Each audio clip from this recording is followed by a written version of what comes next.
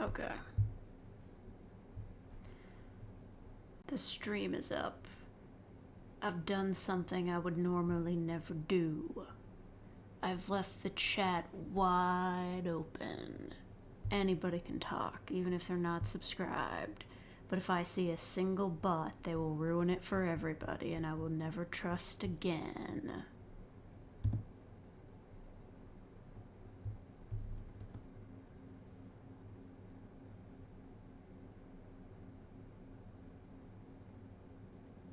Hold on, I'm looking at a thing. I'm inviting people to shared live anyway. Those Super Spike, Pixel Wonder Fox, Mad Dude, Alex, Robin, Archon, Pole, Delta Sands, Gavarius, LC, Atomic Thomas, Winch, Salty Eggs, 92 System, Matthew Waters, YN, Son of Middle Earth, Jacob, Moon, Eddie Boy,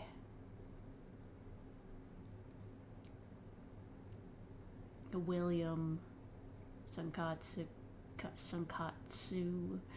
Kara, Woody, Gaming Devil. Okay. I'm looking at a certain wiki. It's a certain kind of wiki. The kind you would expect. Hold on, I gotta disappear. We are looking at Sexypedia, the wiki. Unfortunately, it is a fandom wiki, but I've cut that part out so you don't have to see the sidebar. For Tumblr sexy men, or just sexy men in general. They've limited it to fandom sexy men. I don't know, whatever. I think the people who run this wiki are taking it way too seriously, and they're also cowards, but you know. That's not for me to judge. Even though it is. No, it's not Wikipedia. It's not a real wiki, it's a fandom wiki. That means it's got ads and government control. By government control, I mean like people who are making money off of it.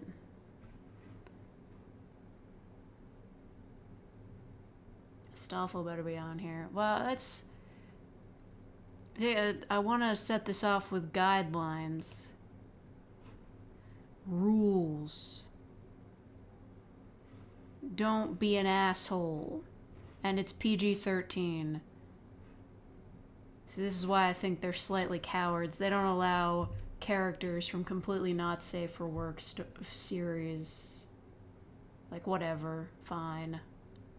I'm surprised that these are the most popular pages right now. Well, not that guy, but who the fuck is that?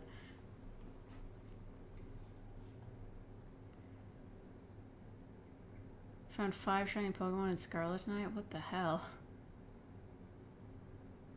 Fred Flintstone better be on here? You are kidding yourself. It's because kids go on this kind of site. Yeah, which is dumb. Because it's a sexypedia. Children shouldn't even be here. Whatever. So they have like a voting system for character suggestions. It goes up to Keter, but I know they have 2 that are higher. Whichever. Characters from not safe for work sources are popularized by not safe for work material such as Anka from Animal Crossing. They're banned from the wiki. But I bet you anything that weird cat with the glasses is on this wiki. What's his name? Raymond? That guy. He's a sexy man. I remember him.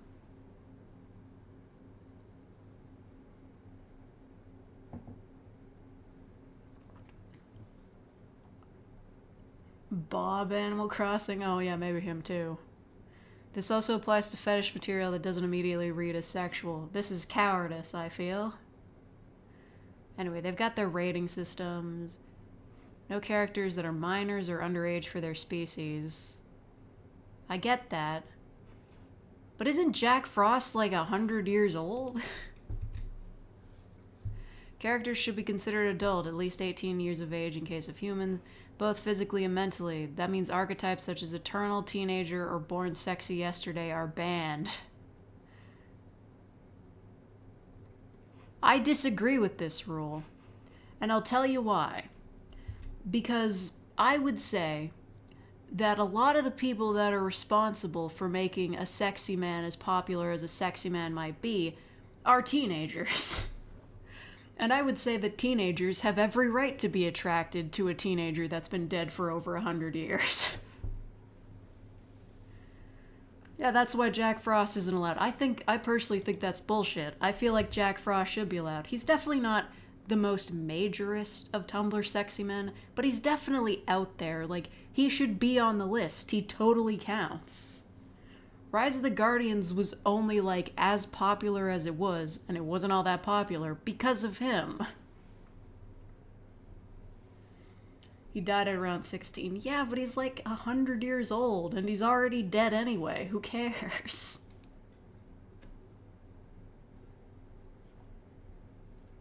Yeah, like, literally, who cares? They're fake characters anyway. No, you know what? There are sexy men that are, like, live action, so you can't do that, but I feel like Jack Frost should count. Jack Frost and Elsa. Well, Elsa's 18. Wasn't she, like, the queen of whatever country she was? Whatever. No characters that you created. No OC sexy men, okay? Let's keep it 100. If the character is from a smaller personal project, you have to provide proof of the creator consenting to their character being a Tumblr sexy man. I keep saying Tumblr, but they're just sexy men. Examples include Witty, Friday Night Funkin', or any characters from the Mandela catalog. I've never seen that show. Am I a Tumblr sexy man? No. Nobody even knows who I am. You can only add fictional characters. Okay, so 100% on that. If a character from a live action source or based on a real person, add the real person template.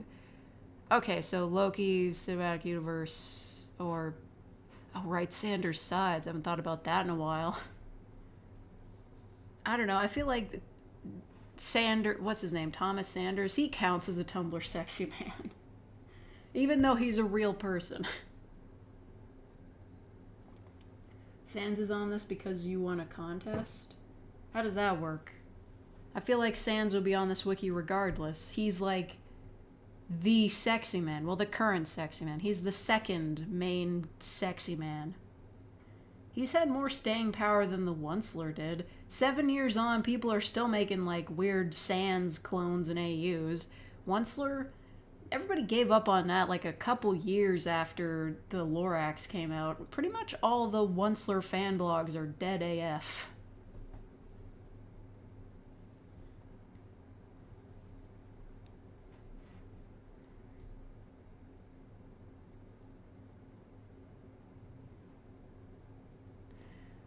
No characters that are the in-universe equivalent to an animal or have less than an adult human level intelligence. Okay, Harkness test. I get that. So don't include don't include Pokemon. I don't know, man. There are some Pokemon that I feel like would qualify.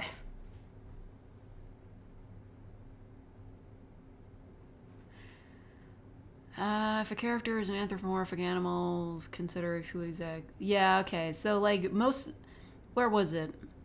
I skipped over it. Yeah. While the furry fandom is not inherently sexual, many characters that are exclusively popular with the fandom fall under this rule. So, yeah. No furries allowed, except circumstances.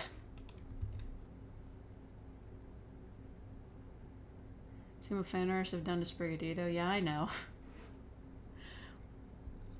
Characters can only be human or in-universe equivalent of, therefore, the dominant species / group in the setting.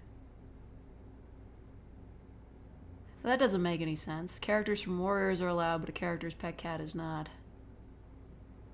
In-universe equivalent of the dominant species. I don't know, what if you're in a series that has, like, multiple alien species? I'm sure there's a lot of wiggle room in these rules. If a yeah, okay. If a character's only popular with furries, they can't get in. That's a niche.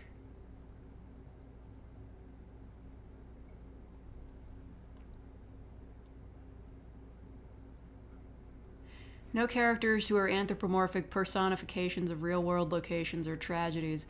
Examples include characters from Hetalia or country humans. I think this is a bullshit rule. Their reasoning is like, this is because depictions of nations are more likely to be based on stereotypes, often inaccurate and offensive ones. They're still characters. They could be offensive or, like, inaccurately portrayed characters, but they still count. I feel like they should still count. Plotline, yeah, we don't need to talk about that, whatever. I don't understand trying to make a wiki called Sexypedia PG-13. I'm just gonna say it. This is a wiki for cowards. What is a sexy man? You probably are looking at this and you're thinking, what is a sexy man? These have act like they're writing the Geneva Convention. Exactly, this is what I'm saying. They're taking it too seriously and also they're cowards. What is a sexy man? In quotes. This is a question that has been debated for as long as the term existed. The short answer is, on this wiki, sexy man is defined as a fictional character whose fandom, or a portion thereof, agrees is romantically/sexually attractive, as well as expressing said attraction in specific ways, detailed below. Though this is not a concrete definition for the entire community. Some believe a character must fit a certain number of common tropes, some believe a character must have a certain number of tropes while also having a big enough fan base, and some believe that only a certain select few are true sexy men. We aim to be inclusive to all these differing opinions, having Apollyon / is it Archon or Archon? For the most popular, true sexy man, and Thaumiel / Neutralized for those who don't have a fan base but fit the common tropes.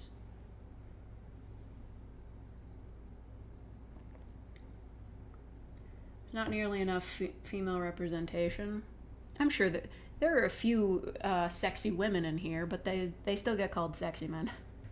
I'm sure GLaDOS is in here. She's gotta be. It's Archon. Okay.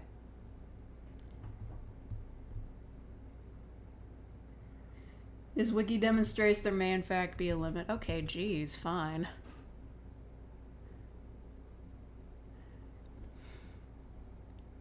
I mean, that's cool. Sometimes people don't want to hear me read wikis.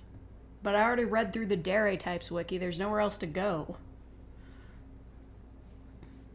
Keep in mind that it's less about the character themselves and more about their fandom. No matter of how understandable it is to find an individual character attractive, this attraction has to be expressed through fandom.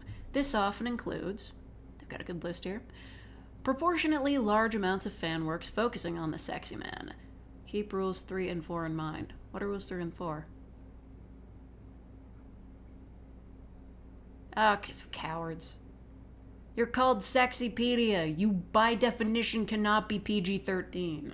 I don't care.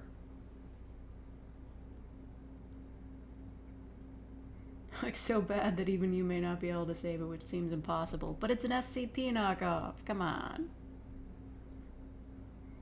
A comic about my characters, the main one being a world-traveling Neko-demon experiment named Tabby. I mean, that sounds fun. You can get away with it. Nobody can tell you what to do. You can do whatever you want forever. It's a commentary on the wiki, not you. You're right, it is a wiki run by cowards. Anyway. Proportionately large amounts of social media posts regarding the sexy man, usually with captions along the lines of, "Hear me out. Fans shipping themselves or a character meant to represent themselves with the sexy man." We stand self-shipping over here. Fans shipping the nearest available character with the sexy man. Humanizations of the sexy man are popular fandom-created designs for the sexy man. If the sexy man does something morally wrong or questionable, fans defending them or simply ignoring what they did. This may cause controversy within the fandom, creating a Vriska archetype. We're not touching Homestuck, I'm sorry. Common shared fanon regarding the sexy man. Fans focusing on one aspect of the sexy man, until it's their main personality trait within fanworks, also known as fanon flanderization. Where does that link to? Huh. I didn't know that's a category here, I guess. Yeah, I'll admit, I rarely see fanon wikis that have this stringent of rules and moderation, but good for them, I guess.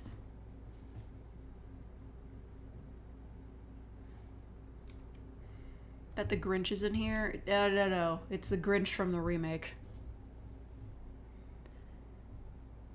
Fans creating their own character based on the sexy man and or the sexy man's design. Yep, sans I use. If your character fits 2 or more of these, they may be a sexy man. Now all you have to do is create a suggestion post. Whatever, I don't care. What's in the community? Tropes, classes. Oh. Okay. Who's in Neutralized? I've never heard of it. Oh, I've heard of that guy. Who's Edgy Dave? Show me Edgy Dave. I have to know who Edgy Dave is. I gotta know.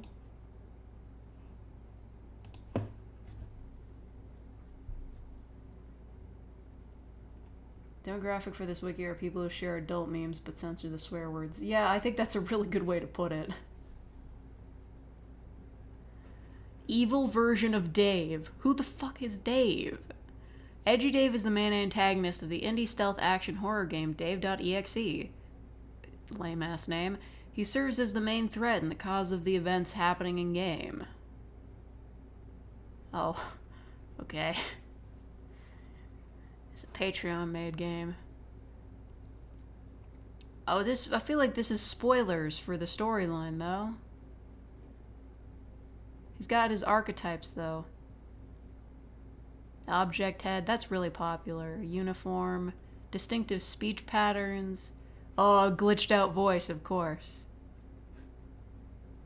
Shows attraction. Oh my god, he's bisexual. I didn't know that.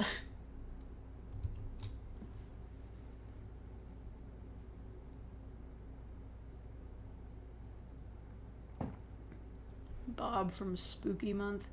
Is it that guy? Why is this guy trending? We're just gonna jump around. What is Spooky Month? Is that a YouTube show? Yeah, it's a YouTube show, of course it is. We got spoilers. I'll give you a spoiler. I think he's gonna kill somebody. He's got a lot of archetypes. Initially one-off character who briefly appeared in the first short, fans immediately started taking a lot more interest in him following his reappearance as the main antagonist of Spooky Month 5. Of course he blew up on TikTok. Of course.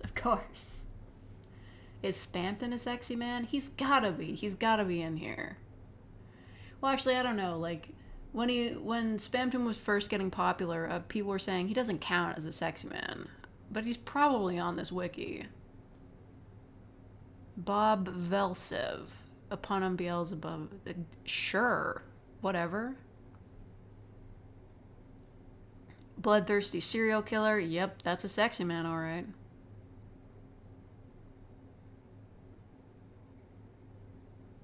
Tried to kill people. Knife murder. Yeah, I don't know. Twisted freaking psychopath. He's a cannibalistic mass murderer. You know what? Yeah, I may as well just... Where's the search? Do they have a search here? I'm sure I'll find him. Let's, I was looking at Neutralized. I just want to see if there's anybody I recognize in there. Because these are... Yeah. Despite fitting the archetype, they have almost no following. I've heard of Alice Mare, but I've never seen that guy. He does look like sexy man material. Didn't Miwashiba make that game? Norman Bates. What? I felt like Norman Bates from that TV show, Bates Motel. That could have counted, but the original one?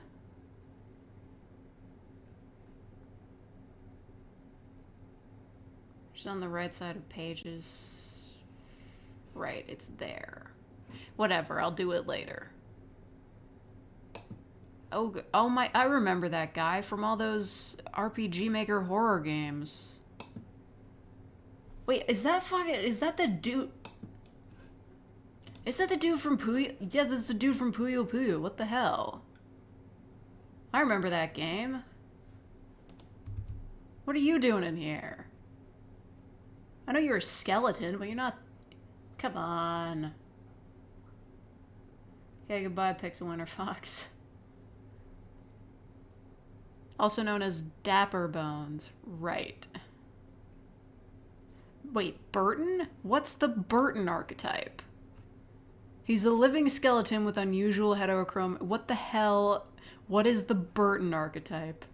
Characters with that creepy Tim Burton-esque style to Oh, there's Spampton. William Afton. Bendy. Dementio. King Candy. Come on. Beetlejuice, I believe Beetlejuice. What's William Afton's category? Archon. Yeah, that checks. Sensitive. Yeah, like, seriously. This guy's like, he killed a lot of people. Yeah, Bendy counts as a sexy man. I mean, he was popular because he's like a demon, right? Despite being a bunch of purple pixels, he still got turned into a sexy man. I blame that one Tumblr blog. You know which one I mean. Well, maybe you don't. I just remember getting big back in the day where purple guy was just like a dude who was literally purple and his name was Vincent. I don't know if it's still up, but, you know. I'm pretty sure that was like at least 50% of it.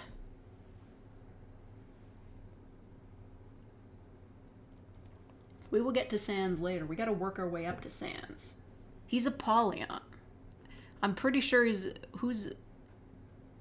in Apollyon. I'm absolutely certain of that. He's the highest order of Tumblr sexy man. He's right up there with the Onceler.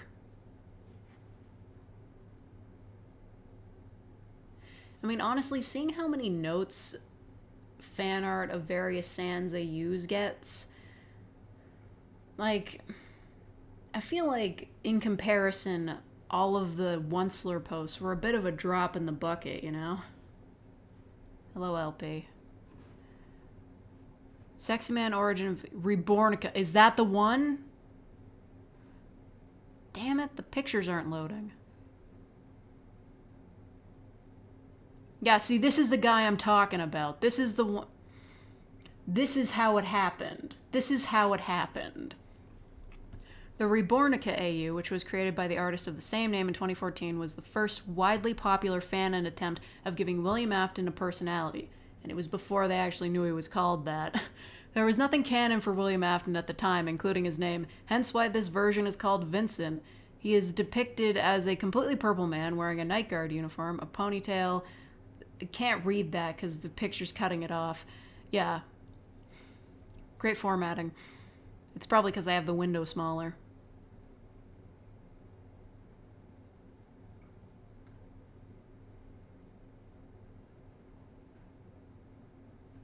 I mean, he's basically like an OC at that point, because when this guy was created, nobody knew shit about the Purple Man. They didn't even know what his name was.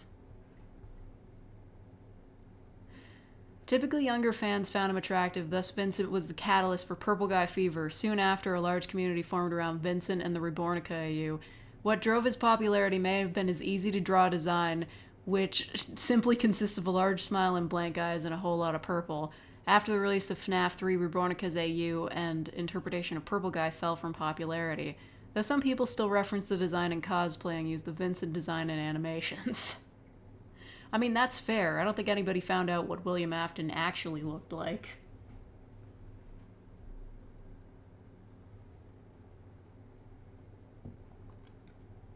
Oh, congratulations on passing your background check, Salty Eggs. You fooled them once again.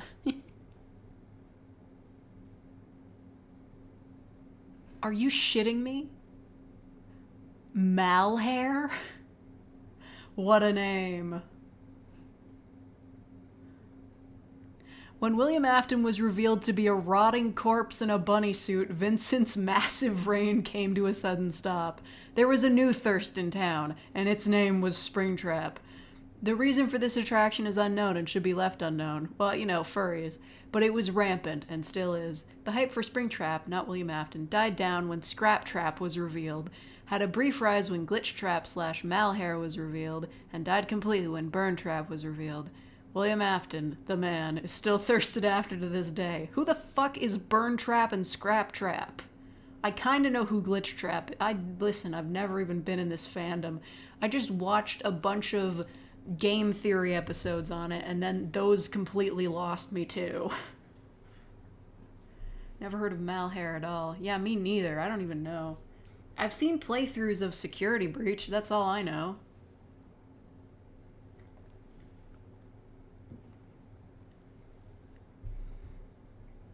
Glitch Trap is a version of William that exists in the code in the in-universe version of FNAF Health Wanted, aka the VR game.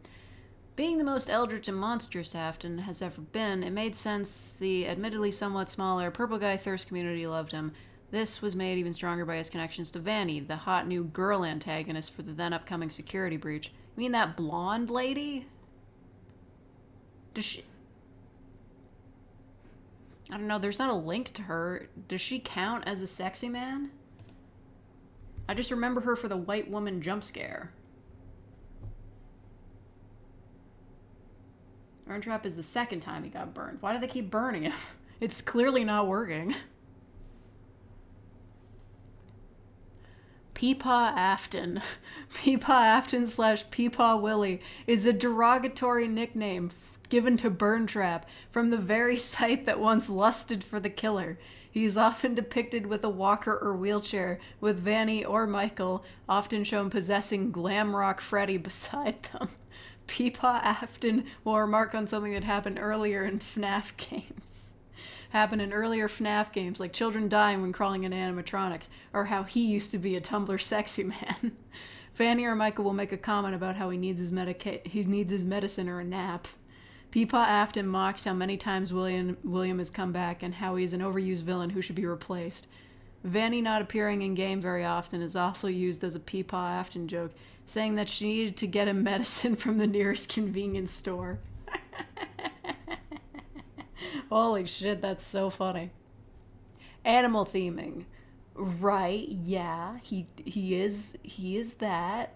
Burton-esque. I don't know about that. Yo, Rebornica. Okay, I could see that. Yeah, I gotta look at them eyes. That's totally Burton. Oh, that's right. I forgot he was British. I forgot he was British. He British. I remember years ago watching, I think, Markiplier play Sister Location, and then you hear him speak, you're like, he's British?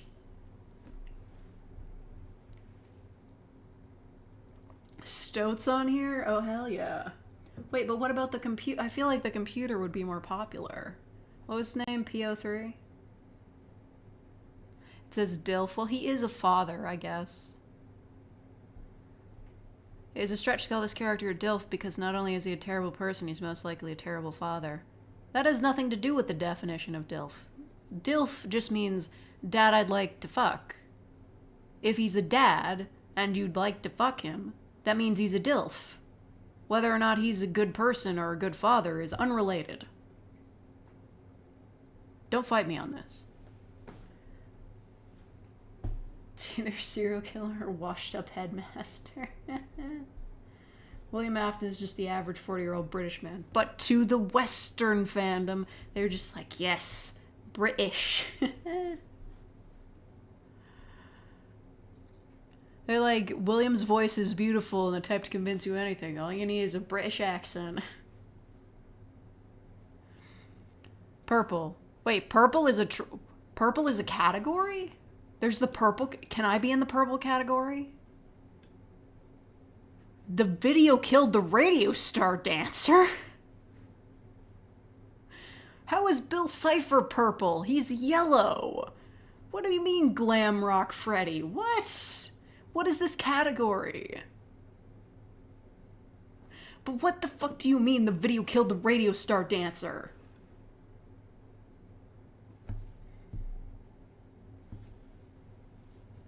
Yellow is a kind of purple. Never joined a VC and not had the immediate response be, OMG, I love your accent, are you British? Oh my god. That's never happened to me. But seriously, why is that purple? I guess he's wearing purple. The video killed the radio star coach Udoke is the coach for the song of the same name in Just Dance 3. I think I've played this game and seen this dude before. Since there are many games within the Just Dance series, there have also been many songs and coaches. Therefore, he's not very popular in the fandom. However, if one reads the comment section of any video of this dance, you will find people who had crushes on him and think he's cute and even hot. I'm not watching that. That's copyright claimed.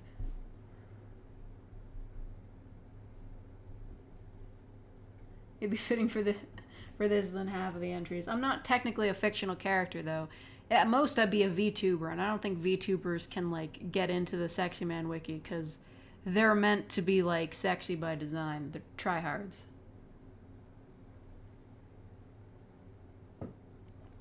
Okay. So, glitching. Sometimes while dancing, the TV on his head goes static and will sometimes switch between showing other Just Dance coaches. Okay. Retro, sure. Glowing neon. Okay, I didn't know that was a thing. Object head. Yeah.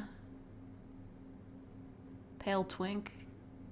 I guess he is white. Damn.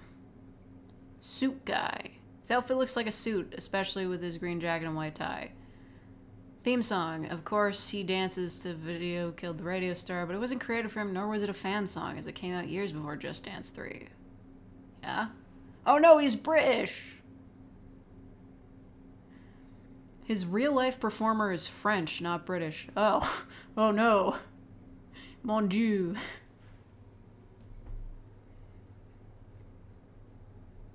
Hexus from Fern Gully? Well, of course he would be. He's played by Tim Curry. He isn't very popular within the Just Dance. There's a Just Dance fandom? However, there is some fan art of him, but not much to really portray him as sexy. So he's sometimes credited as being the source for OCs that have TVs for heads. So what is he? Safe. Safe.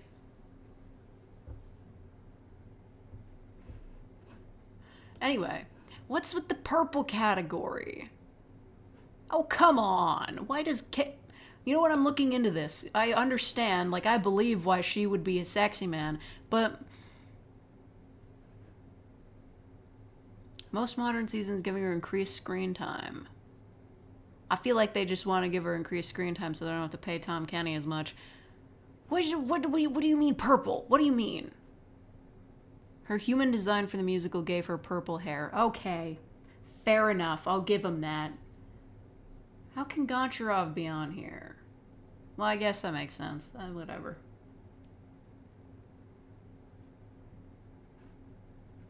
Yeah, good question. Why is Mr. Wolf in here? He not purple.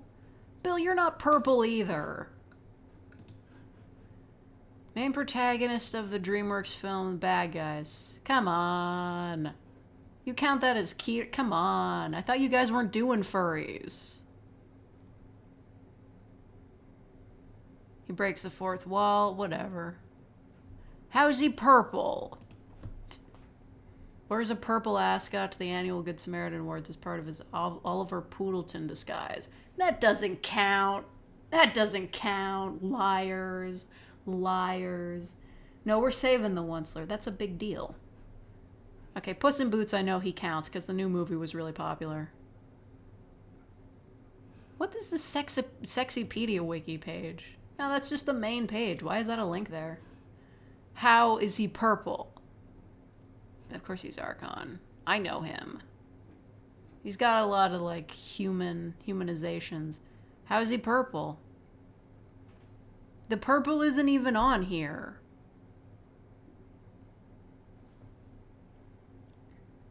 Yeah, I still gotta watch Puss in Boots, too. Everybody says it's really good. Questionable LGBT rep. He canonically doesn't know. Okay. How's he purple? Where does it say purple? Why is he in the purple category if purple is not here? Hello? Yeah, who vandalized the purple category? I'm looking... Control F, purple. There's not a single purple on this page anywhere. Bullshit.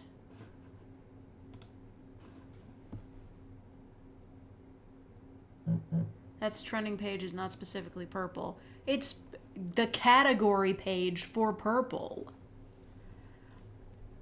Why would Glam Rock Freddy be in here? He's not purple. Explain this. Well, not as obvious as William and Monty. Gregory can upgrade him with Monty's claws, give him purple gloves. Chica's voice box can mysteriously change his bow tie from black to purple. Pretty sure that's just a glitch, though. When William attempts to brainwash him, his eyes change from white to purple. Bullshit. I'm not buying that. This category's borked. I don't believe you. Kokichi I buy. Even though he's mostly black and white, he does feel distinctly purple.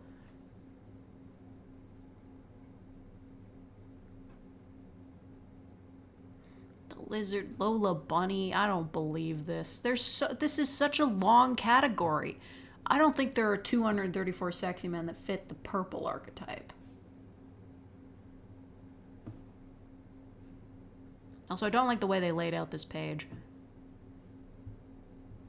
Beetlejuice, he's... Well, I guess in the cartoon. Oh, yeah. Well, I mean, that's purple. Marks. Yeah, okay. Some of these I get. Count, he's purple. He's at... Wait, why the fuck is the Count from Sesame Street a sexy man? You're kidding me, right? Mysterious but friendly vampire-like Muppet on Sesame Street who is meant to parody Bela Lugosi's portrayal of Count Dracula. How is he a Chaos Lord? He counts.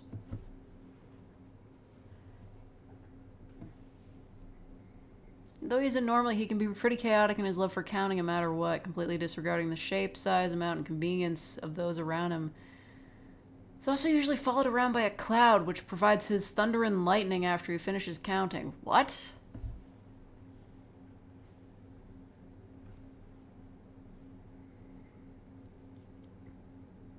Seen people simping for Raggedy Andy. I do remember that one clip from that Raggedy Ann and Andy movie where he's like, what did he say? I'm getting tired of all the dumb things that go on around here. Great clip. Is pretty hot. No. He's 1,832,652 years old according to the 1998 book Sesame Street Unpaved, or 6,523,728 years old according to a 2017 video for Wired, but he has acknowledged being alive for at least 200 years on the show. Are you shitting me? Regardless of what's the canon answer, this guy is ancient. But he's not a DILF, he's not a dad. Okay, fine. He does, if he helps Elmo sleep, maybe. Elmo is a child. Quotable catchphrases. It's like his laugh, right? Wait, green? Green? Purple and green. Is the Joker on here? I feel like he must be. This is like trying to read fucking TV tropes.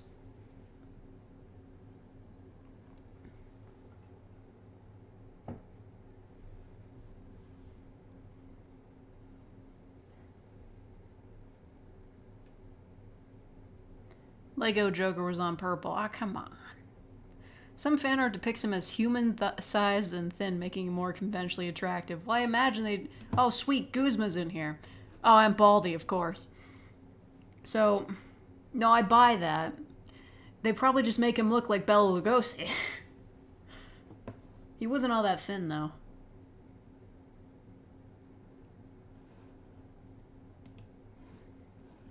This video killed the Radio Star dancers in here, too. Why does Puss in Boots count? Just because of his eyes? Where's Baldy? Nagito I buy. Nagito Zarkon. I'm not even gonna look there. Where's the fucking Joker? I know he's in here. The Jockster. What the fuck? Wait, so it's only Lego Joker? Whatever. Yeah, Baldy. Balfagor? Oh, come on. I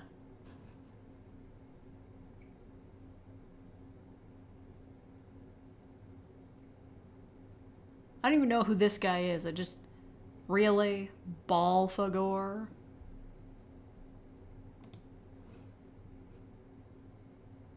The merchant from Resident Evil? You know what, I buy it. He hides his face, right? Capitalist?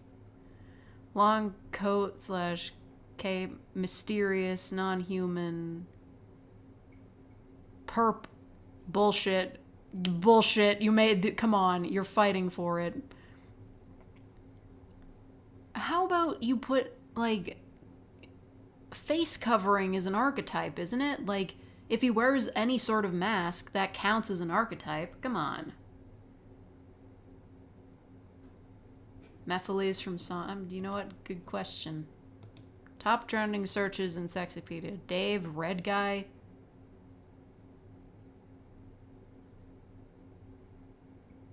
Which red guy? You know what? Whatever.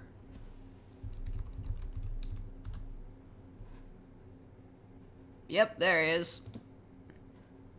Me files. Oh, this font is wretched. Look at that. You can't even tell the difference between the I and the L. What's going on here, man? Or they just misspelled it.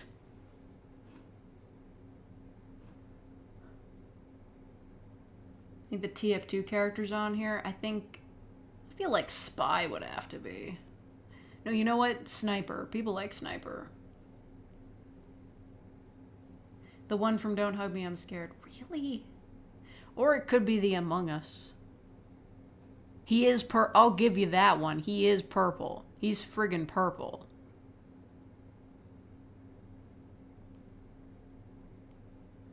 But he's just a Euclid, though. It's not that big of a deal. Quite literally a corrupted god fragment. Mephiles was popularized even more than he already was by the Sonic 06 Snapcube real-time fandub. We stan. Which renames him as Memphis, Tennessee and makes him a stereotypical alpha gamer Chad and has him date and later break up with Shadow. It was definitely a great way to bring more attention to this guy and the video is pretty damn funny. Oh yeah, and then there's just Mephistopheles from... Oh yeah, I remember that short film. That got really big on Tumblr for a while. When did that come out?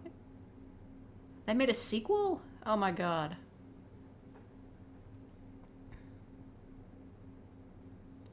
Well, as far as I know, the first short was, like, unfinished for a really long time.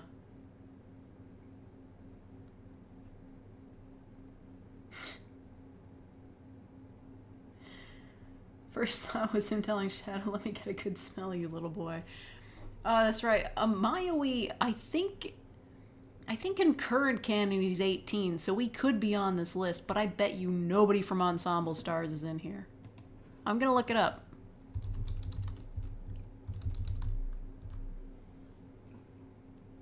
Oh my god. Ray made it in! That's right, because he's a vampire. That totally makes sense.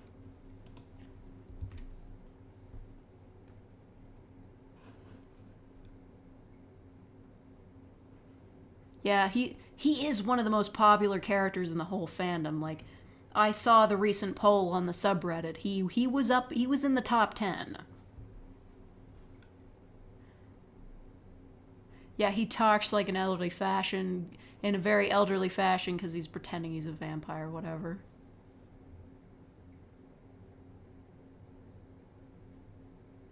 He's portrayed as being LGBTQ coded. Listen, everybody in Undead is just turbo gay. Like, in the most recent storyline, Kaoru literally distracts Koga from yelling at some kids by claiming that he's come to take him on a date. And then later when Koga is telling Adonis that he hung out with Kaoru, Adonis is like, oh, so you went on a date. They are all very, very gay.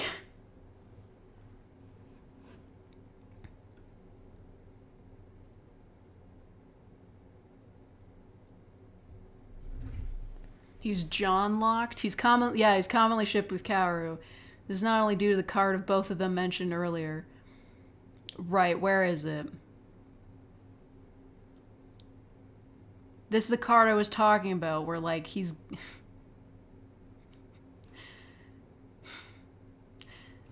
Yeah, okay. One example is a homoerotic card in which he is gently holding the member of his unit undead's Kaoru Hakaze's neck and resting his vampire fangs on his neck. Like, it's... Yeah, gay, homosexual, gay.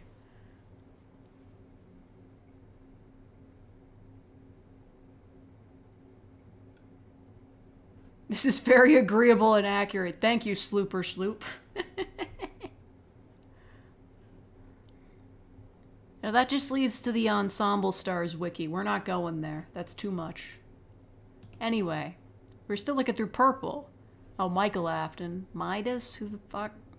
Miss Hey! We got TF2 in here. She is purple.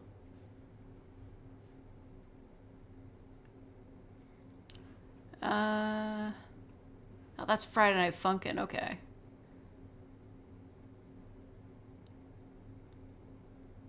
Dracula? Come on. How's he purple?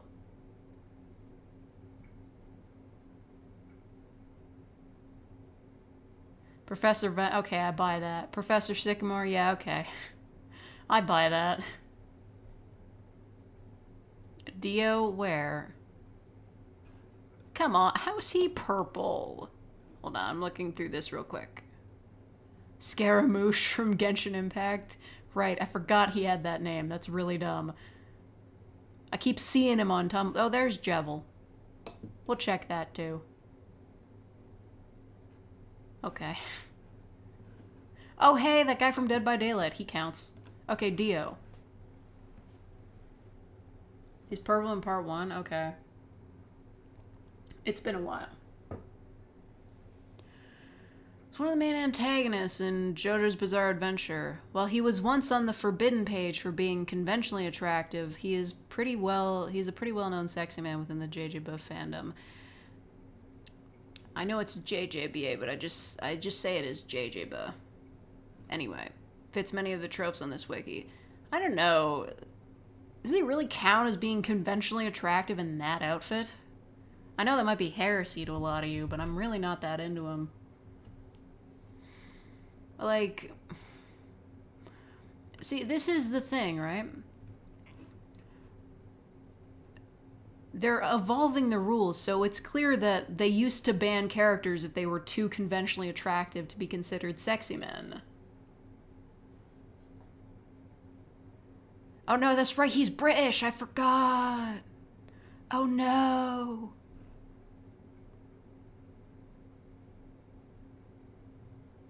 He was designed to be attractive and canonically uses this as a form of manipulation / seduction in Stardust Crusaders. He is stated by several characters in the series to be charismatic, youthful looking, and beautiful. I don't know, nothing about this screams youth to me, but alright. Oh, he's Keter class, that's good. He did grow up in Victorian England. He's British. He's over 100 years old and has 4 illegitimate children. He does count as a DILF. First himself in the third person calmly says, I, Dio. It is stated by Hirohiko Araki in an interview that Dio is bisexual. Wow, he's bisexual. I didn't know that. Oh, he's green and purple. Okay, good night, Elsie. I hope you feel better. I'm sorry that the Tumblr Sexy Man Wiki did this to you. That's right, he is a vampire.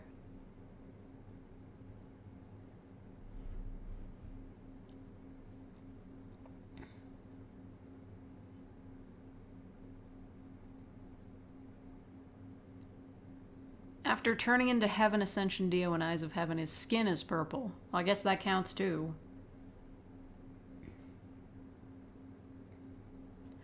religious imagery. Well, I mean, his name is God. Like, come on. He is pale, but by no means is he considered a twink. Okay. While his outfit in Stardust Crusaders doesn't fall under any of the well-dressed categories, it's seen as iconic within the fandom. I feel like he dresses better in other times.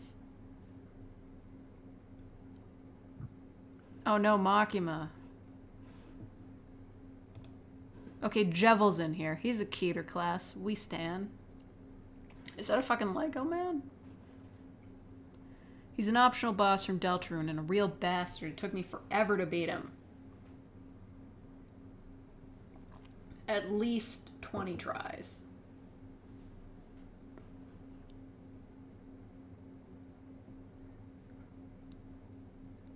Some players keep a separate file for fighting him if they've already beaten the game.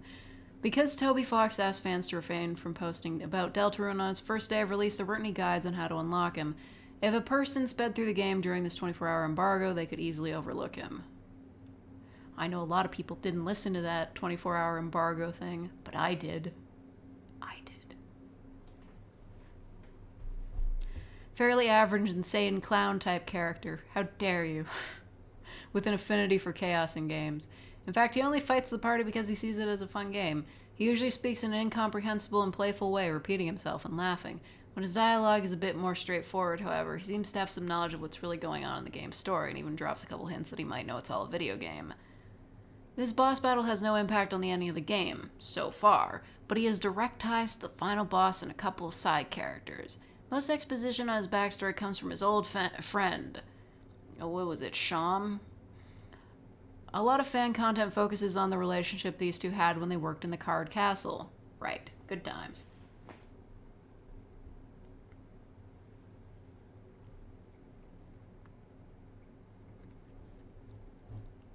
The Giants just beat the Vikings. Words that sound like they could have come out of an ancient myth. Burton / clown / purple. They're just chaining them together, huh? Used to work as a court jester, of course. Yeah, Chaos Lord, we vibe. Knife Murder, yeah. The World Revolving is a great song, though. Yeah, I like his voice lines a lot. I can do anything.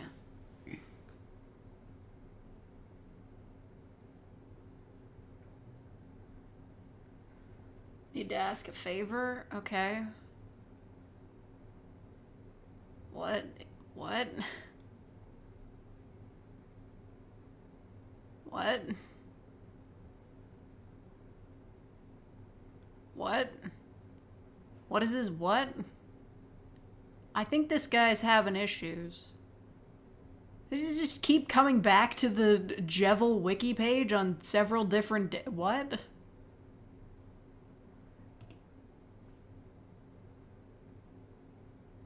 You don't have to do this. You can just write fan fiction. World Revolving X Megalovania mashups? No, but I should have. That does sound pretty good. I mean, Megalovania, like, obviously, it's a good song. Least weird Deltarune enjoyer. Look up John Doe on this. You mean that guy? He's right there.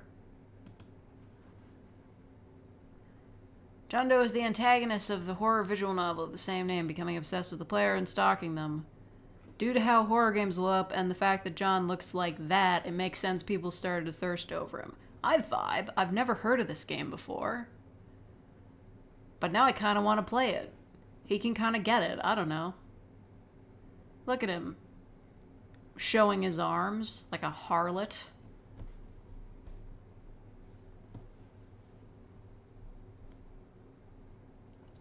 I don't understand. Yeah, you need to be not conventionally attractive and commit murder. If you commit murder, you're already in. It really doesn't matter how good you look. Oh, hey, look! The creator consents to him being here. I mean, I guess it was a good idea. It's very popular. Looks like he smells bad in a good way. Exactly. Also, I think he's a Naruto fan. Angst and dry. Oh man, no, we're gonna get spoilers for the game. I haven't even played it yet. I kind of want to play it. According to his official reference sheet, John Doe is fluid, non-binary, and can be referred to with any pronouns. However, in game, John Doe is only referred to by he, him pronouns. Well, I guess that makes sense, because, you know, like, John Doe is just like an average, like, it's an everyman type name. Oh, he pulls him. Oh, come on. I got spoilered. Burton, look at him. Bait. Well, maybe not intentionally bait. Doubt. This is absolutely a man that Tumblr would lose it over. I believe you, but I've literally never heard of this guy before now. I follow like 2,000 blogs and I've never seen a single person talk about him. Mysterious. Oh, he's not human. Okay. Species being classified as regular guy within the uncanny valley where he resides. Cool. He's a monster man. We're into that. Pale twink, self-explanatory. He identifies as bisexual and fluid non-binary. Main character of the visual novel isn't gendered. Okay, cool. Oh, he's a yandere. We gotta play this fucking game. We gotta do this. Both of his arms are covered in scars. Are they? Oh, yeah. Kinda hard to see.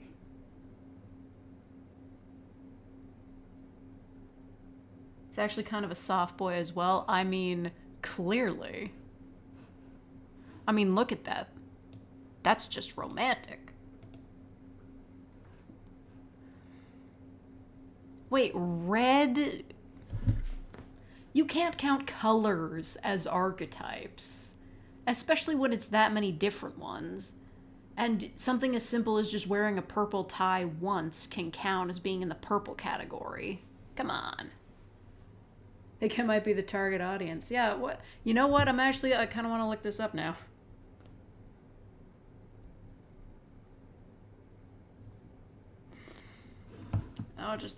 You know what? Forget the phone. I'll just look it up here. John Doe game.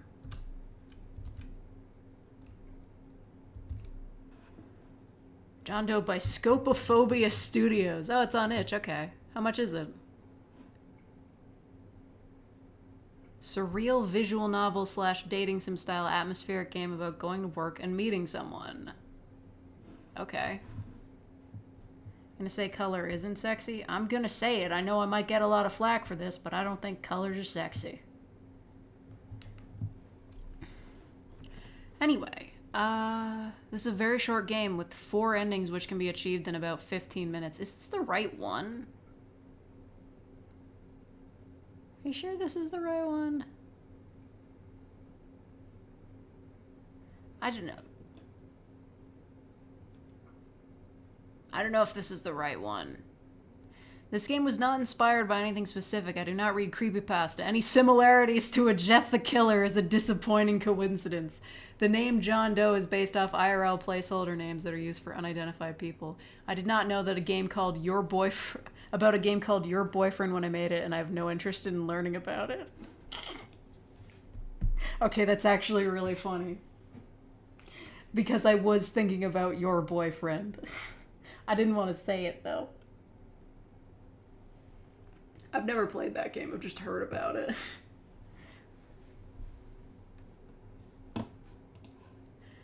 I guess this must be the right one. If...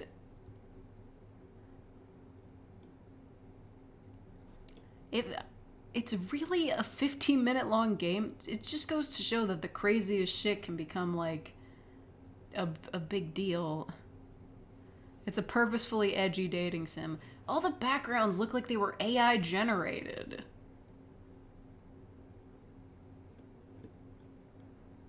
That's what... Oh, it's been translated in like a zillion different languages. Okay, cool. Whatever. Have I played Iron Lung? I've heard of it. I don't think I'd really enjoy it, though. Is a yandere who's obsessed with the player. Alright. You've got me hooked. That was the sound of me rubbing my hands together. Unkempt, absolutely. Gotta love it unkempt. Can't wait until Ray from Buddy Daddies ends up on this wiki. He's literally a DILF. Anybody watching that show? It's really cute. Also, Ray sleeps in a bathtub, which is just giving me Obey Me flashbacks.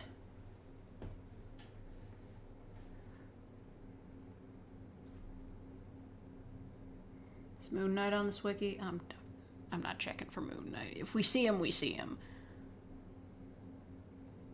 He also canonically dislikes showers. Understandable. Will like the player more if they choose not to shower in the morning. That's funny. This is showing when he compliments the player. Ending 2 is also unobtainable if the player decides to take a shower in the morning. And ending 4, he will force to go to work without one. Heh.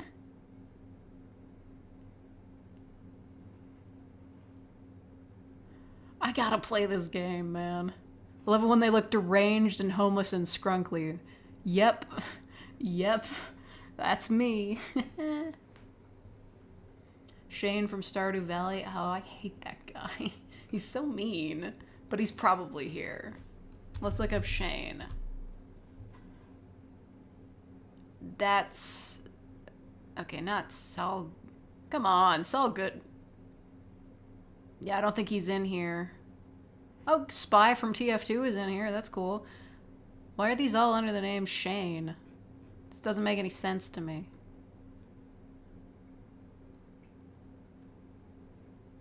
We can't not. I've never even seen the show. Source content warning. While not covered in this entry, the source material deals with potentially disturbing subject matter. Yeah, dude, whatever. This wiki takes itself way too seriously. If you're gonna have Saul Goodman on here, your wiki is no longer PG-13.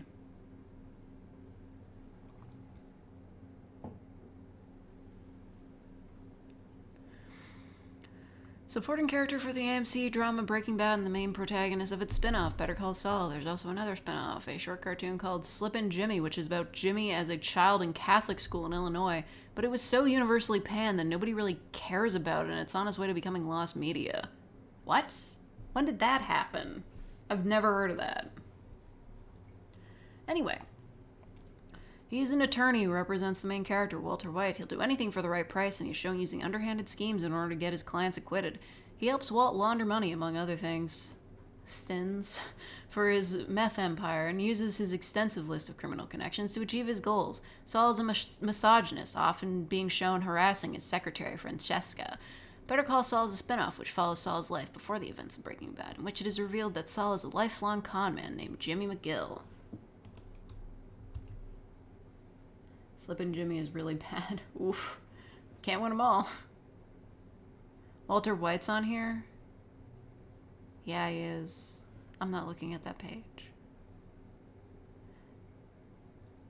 He's a 41 to 50 over the events of Better Call Saul. Could perhaps arguably be somewhat of a parental figure to Jesse Pinkman if you squint your eyes and strain your neck, although he's pretty much just as awful lawyer.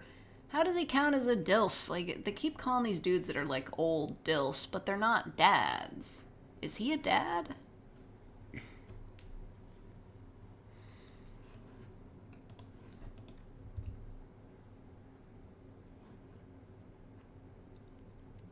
I don't know, man. I kind of already know what happens in the Breaking Bad, but I didn't watch it.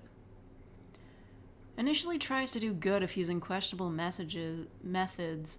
Over time, he transitioned into more of a straight-up terrible person, like Reagan in a darker timeline. Stop trying to make me look at Reagan. I'm not ready yet.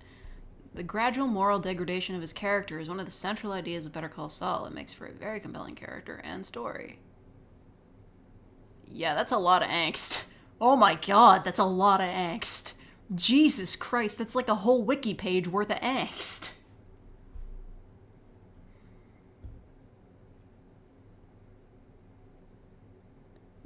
He's been divorced 3 times? Girl boss?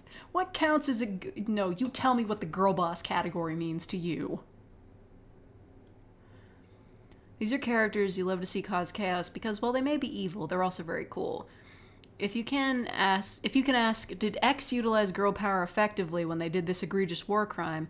And the overwhelming response is yes, you have a girl boss. If the response is more split, it's a Vriska archetype. This trope is gender neutral, but appears more often in sexy women/female characters. Alright, is that's the character you were just talking about? Tennessee, wait a minute, what? Come on. Isn't that just one of, like, Sly Cooper's ancestors? How the fuck does that count? I understand Makima, though. Master Shake. Miss Pauling, yes. She's a girl boss. The other mother, yes. Clementine from Stray? I mean, I'm thrilled that she's here, but I don't think she's much of a girl boss. Cruella de Vil, by design, yes. The Queen, yes. Edna Mode, Elsa, yeah, well, duh.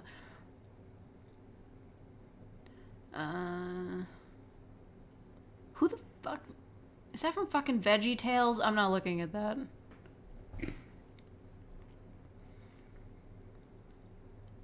Sylvie, is that from Loki? Whatever. The green M&M, fine.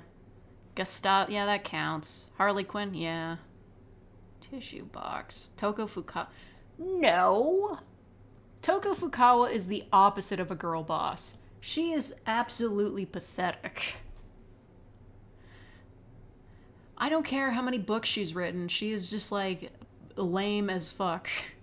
That's her character, being lame as fuck. She has never girl bossed in her life. I refuse to believe that. Ursula, yes. Undyne, yes. Karen, obviously. Gokichi, of course. Yzma, like, that's her entire character.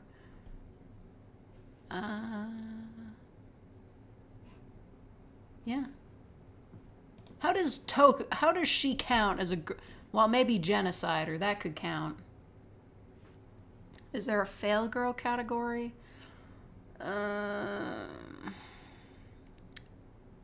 Unkempt. Perhaps it's unkempt.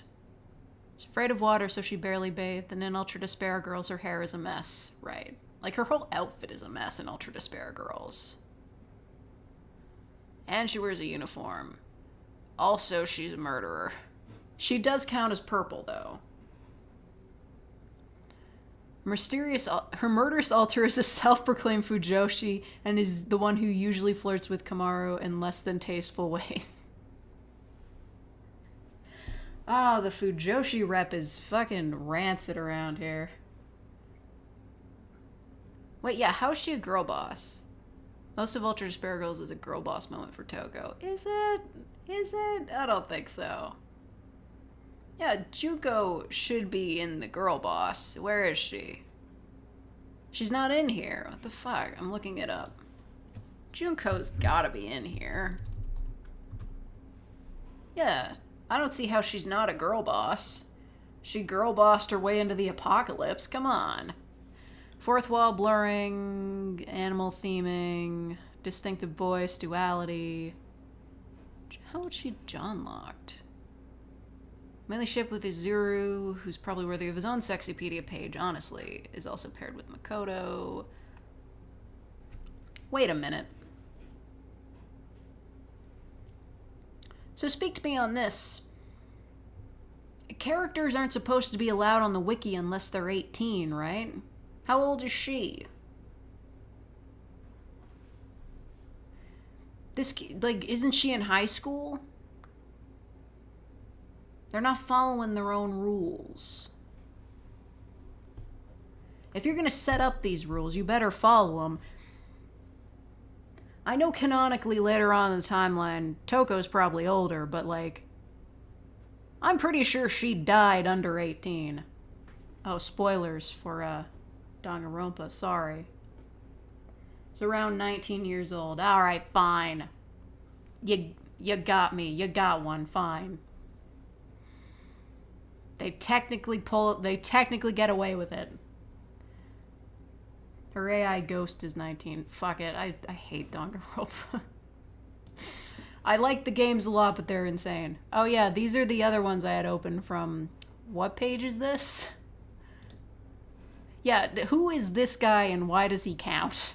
He's safe. Alright. He's Sly Cooper's North American ancestor from the Old West, active in the late 19th century after making minor appearances in previous titles. He was the second ancestor in the Cooper gang encountered in Sly Cooper, Thieves in Time. How is he gay and John-locked?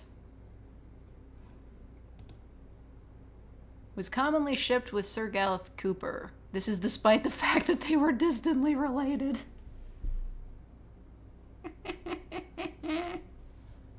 Oh, man. Oh, fandom never change. Oh, yeah, how is Clementine? How is she a girl boss? Tell me how she's a girl boss.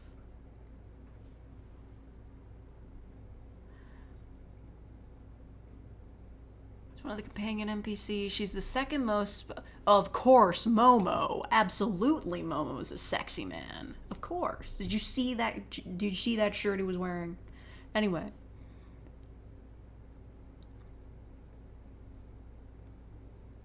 She's the only outsider that near to the outside. But then one of... What the fuck? Who wrote this? English as a second language. This is your calling. But then one of the Comlenin betray her and the cat, and B12 must save her. She's run with cat and B12, but she let her dream to be fated, and make sure the cat and B12 can save their life and go outside while she try to distract the enemy. In last scene, it shows her look at the sky, the outside world, while the robot who tried to catch her is died. Her status with other outsiders is unknown after that. Man, you know, for all the stringent moderation they have on this wiki, they really let this one slip.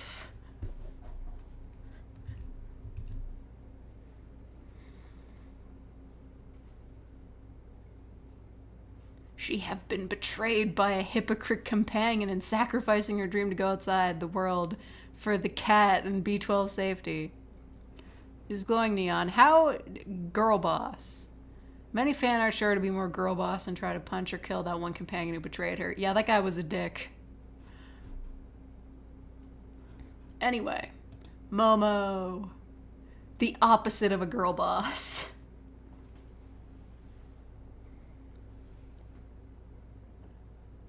Momo is a character from the 2022 video game Stray.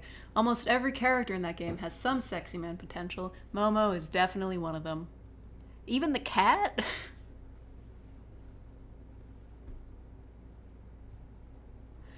He's one of the outsiders that had a dream to get out from Dead City. Momo is the only one who is left in said city. Yeah, he does have some angst. His coat has a flamingo pattern. Oh yeah, it does. It's so fun. Sorry. Eye imagery possibly counts. His face changes into a heart shape when he's happy. But that goes for all the robots, doesn't it? His coat is green. He is obviously a robot. Every companion has a TV-like head. Robot self-explanatory. Pale... I don't know. He doesn't look... Come on. Pale... Fine, he's white, I guess. Shut up. I don't know. Momo lives in Dead City, the lowest places where there is a lot of garbage there, and he's wearing a straw hat, which makes him more attractive. I guess? I wasn't really banking on the straw hat. Oh yeah, he's purple. This guy's, I believe he's purple. Jiwon Hak. I don't know how to pronounce that, I'm sorry. He's better known as the Trickster. He's the Trickster. He's one of the playable characters in the multiplayer horror game Dead by Daylight. He's got roleplay blogs. He does. As with most popular horror media, the killers are often thirsted after by horny horror fans, and Jiwon is no exception.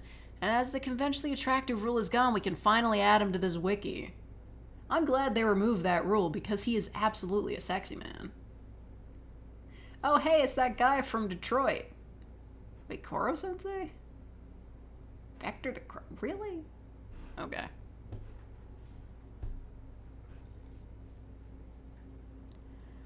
He's purple. His hair is very light purple, but it counts. Questionable LGBT rep. He kills people for fun, incorporating their screams and death noises into his music. And if the developers ever confirmed a second gay character in the game, most signs would definitely point to Trickster? What does the first part of that have to do with this? What does killing people for fun and incorporating their screams and death noises into his music have to do with him possibly being gay? Who the fuck? Oh no, not Cotter. He's Keter class, most definitely. Jesus Christ. Often fan nicknamed Connor Detroit. The android sent by Cyberlife. He looks like a human Wheatley. He does, but we all agreed that... Where's Wheatley? He's definitely on this wiki, but we've all agreed that human Wheatley is too tall and wears glasses. Because that's what his voice actor looks like. 28 stab wounds. Brian Deschar... Yeah, he's got a Twitch account. He streams with, I think, his wife. As him combined with the comparative flatness of the rest of the game's cast gained him a sizable, if somewhat ironic, following on Tumblr. Connor's popularity exploded during the release of during the year of Detroit Becomes Human's release, and waned quickly after, but Connor still maintains a dedicated, if shrunken, following in the corners of the internet to this day. Right. I mean... I followed a lot of artists on Tumblr where if you scroll back far enough in their blog, you will find Connor fan art. He was big. Oh shit, you got school in the morning. Dang, you should go to sleep then. Good night, Chris.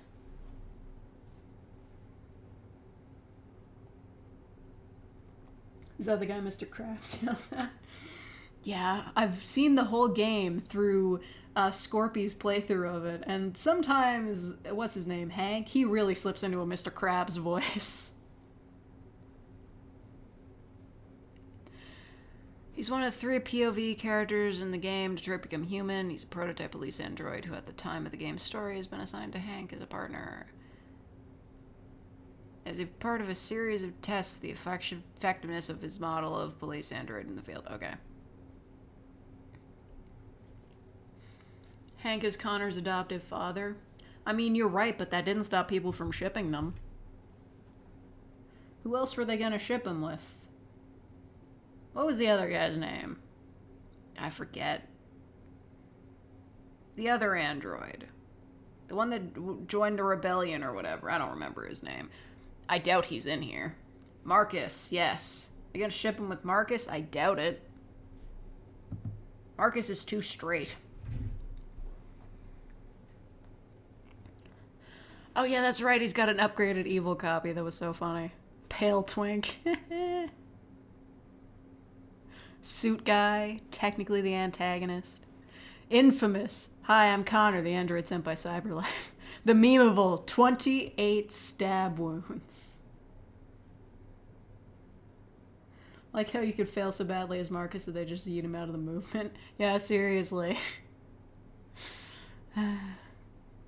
Tongue imagery. Far more subtle and less uncomfortably sexualized than most other cases here, but a few times in the game, Connor scans liquids he finds at crime scenes for chemical compounds by licking it. This has not escaped the fandom's attention, though it's gotten less horny art than you would expect. Yeah, I don't... How would you make horny art of that? Just... Do you want him analyzing your jizz? Like, what? I don't see how you would make that sexy. Do you think Link from Legend of Zelda is on here? Maybe. Grime. He gets dirt and android blood on him a few times as part of the job, but he's not dirty by default. He just has a job that puts him in less clean situations a lot. But he's fairly a clean and well-kempt, well-dressed suit guy. Yeah, I mean... It is so fun. Is there a trope for like resurrection? Because if you fuck up enough, he can die multiple times and just come back.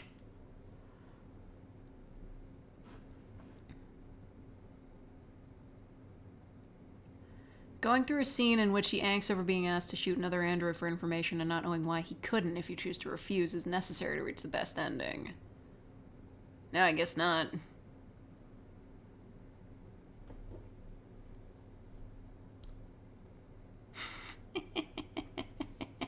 Oh my god, Archibald. Hello, Banshee. The version of Connor presented in the best possible ending where he becomes deviant and joins the rebels is understandably the one the fandom focuses on as the true representation of him. Most fandom material characterizes him as something of a confused innocent and a somewhat lost oversized child in a small cute being, very much similar to Data from STTNG, which, to be fair, he seems to be heavily based on. Yeah, but Data fucked. It's incredibly popular to ship him with Hank, and sometimes RK900. Well, this is the website that did, Onceler. So they're all too familiar at shipping with doubles. And sans. Alternatively, there's a large number of fluffy domestic AUs out there in which RK900 lives with him and Hank is sort of an antagonistic twin brother. Oh, there is fan art. Is he not conventionally attractive, or am I missing something? He kind of looks like Tom Holland. They removed the rule. He's allowed now.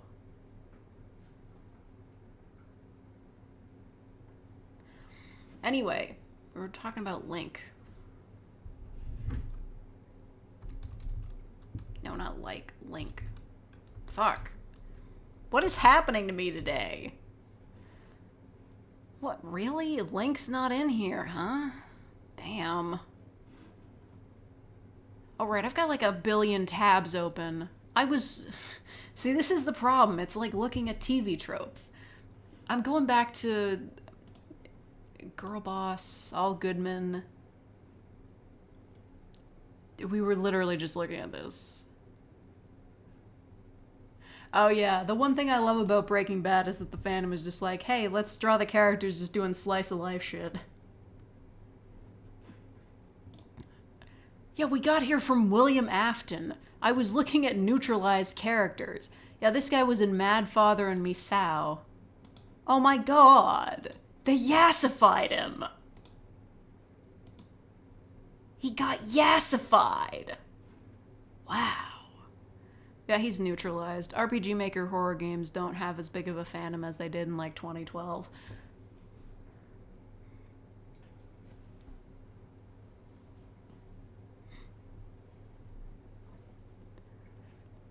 Misao. He's a demon that originally appears in the RPG horror game Misao, going by the moniker of Mr. Onigawara, or Onigawara-san if you're a weeb. He's the student council president of the high school. Bullshit, I don't believe that. And then he's in Mad Father. I don't get it. I never understood what this guy's purpose was. William Afton was... Why are you confused? Of course he was a sexy man. He killed people. Is Solid Snake on the wiki? Maybe. Look at this man. He definitely isn't a high schooler. The fandom also projects him as a silent protector of Aya. Is he, though? I feel like he fucks some shit up. Isn't there a secret scene where he, hires Aya's crazy dad to do some shit for him? I don't get it.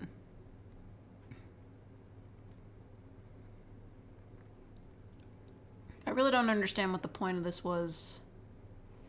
Did Sen make any other games that this guy appeared in? Because that doesn't explain anything. Let's look up Snake. Actually, that could be a bad idea.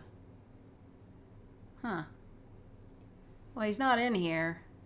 Danil Dankovsky is a sexy man? Oh, wait. Raiden's in here. You know who I thought would be in here? Snake from Black Butler. You know what? Maybe I'm writing it wrong. Solid Snake. Nope, just Raiden, which totally checks out. I mean, look at him.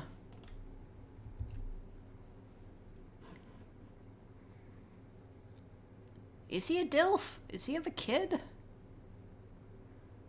Fought in the first Liberian Civil War. When he was merely a child.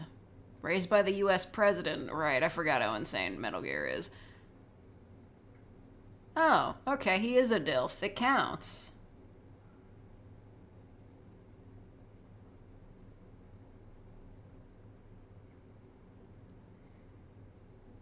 Snake has a real name. Don't tell me what it is. Wait, do you mean Solid Snake? I know what it is then. Known as Solidus Snake? No, that's just a link to the Metal Gear fandom. Solid Snake ain't in here. Yep, he's not in here. I feel like Otacon... This is a link to the Metal Gear fandom wiki. I feel like Otacon should have a sexy man page. He's a bit of a scrunkly. Questionable LGBT rep? Oh, right, his name... Yeah, okay, sure. First place is reserved for Otacon only. In Metal Gear Raiden Snake Eraser, he kisses young Revolver Ocelot on the lips. Okay.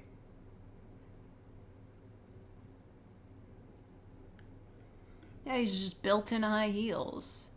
Swag. Anyway, we were looking at Neutralized. Why is Norman Bates in here? Norman Bates is the antagonist of the 1959 horror novel Psycho, written by Robert whatever. He was adapted. Yeah, okay. How does he count? I say years as class listed. This website did not exist in 1960. You're not getting me on this.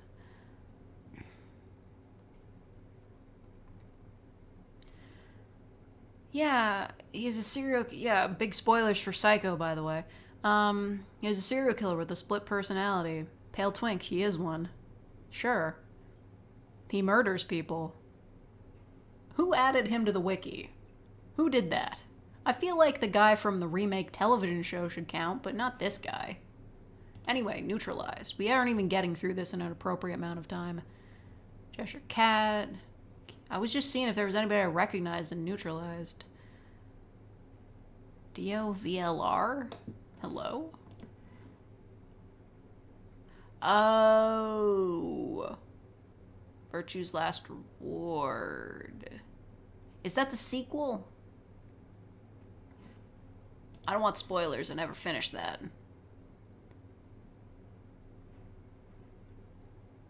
Okay, that tiny little thing looks like a sexy man. I'm looking at that. Toy Taker. Fuck is a Toy Taker? I don't know what that is. I don't recognize any of these. Ziz? Jeffrey Dahmer on here? No, no real people. MoMA. I don't know that. Marvin? Marvin? Who the fuck is Mandrake? I'm more curious about that. Who's this anime guy? He's the antagonist from High Guardian Space. Oh, that's why he's neutralized. Yes, he's from High Guardian Space. He's both underlooked and molded with the show's bad reputation, and his fan base is so small it doesn't even elevate him to safe. Heh. He is purple, though. Whatever. Okay, what is this guy? He's a robot from the Hitchhiker's Guide to the Galaxy. He's a Starship's Heart of Gold's resident robot. Okay. Suffers from severe clinical depression. Damn, alright. Harsh.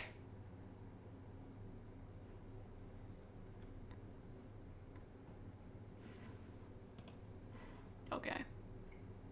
AI the Somnium Files? Oh no, I don't want to get spoiled for that. What the hell? That guy's fabulous. What's going on with his stomach? He's a clown? Big fan of clowns. Canonically a clown and works at a circus.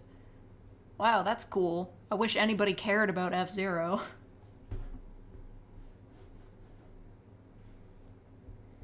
Okay, good night, Mr. Knight. Okay, well, neutralized is fine. Who's in the safe category? Wait, what's Thaumiel?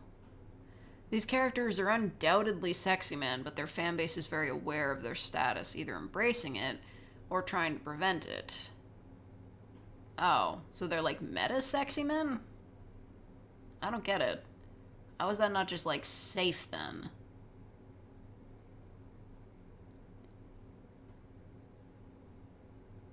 The mask? I think mine should be a Keter. Or at least like a Euclid. Ramiel and Evangelion. What? Who? You mean a cube? I'm not looking at the green M&M's page. That's just silly. Denzel Crocker? You know what? No, I'm not looking at that. Who's that? Fingers? Who? How much you want to bet that like a fifth of all the characters on this wiki are named Professor?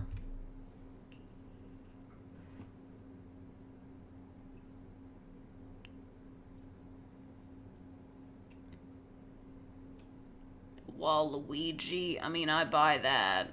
What the? Wile E. Coyote? Are you shitting me? I thought furries weren't allowed. Hugh Neutron. I don't. Fine. What's with the cube? Also referred to as the Sixth Angel in Rebuild, is the antagonist in the mecha anime franchise Neon Genesis Evangelion. Ramiya is also best girl, using she/her pronouns for this article because why the hell not? That's a cube.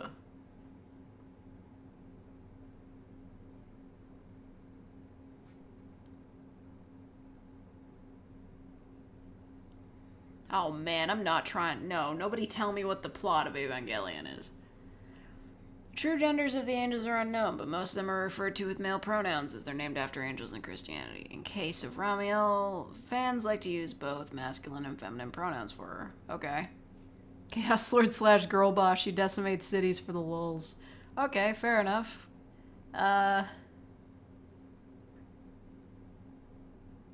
Ramiel has some sort of voice, specifically a choral angelic one that sings a single note as she moves. In Rebuild, she also violently screams, either when attacking or being harmed. This isn't a person. I don't understand Evangelion.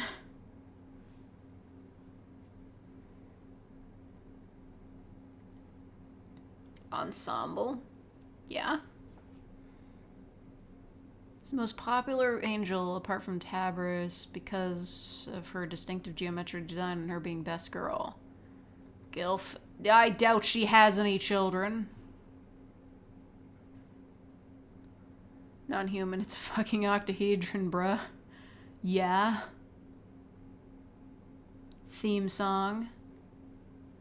Often depicted as an attractive woman or a Gijinka. Right, I know about that. I've seen them for Pokemon. Entire villain persona is a living personification of the DreamWorks face, a smiling, smug expression with crooked eyebrows seen on almost every animated film's posters. Why is he Thami? He should be at least like Euclid.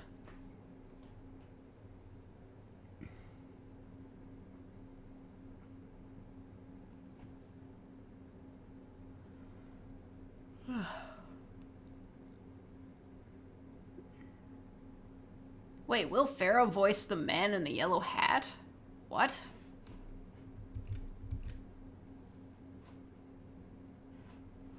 What? Okay. Megamind is a blue alien man from space. I don't know what you want from me.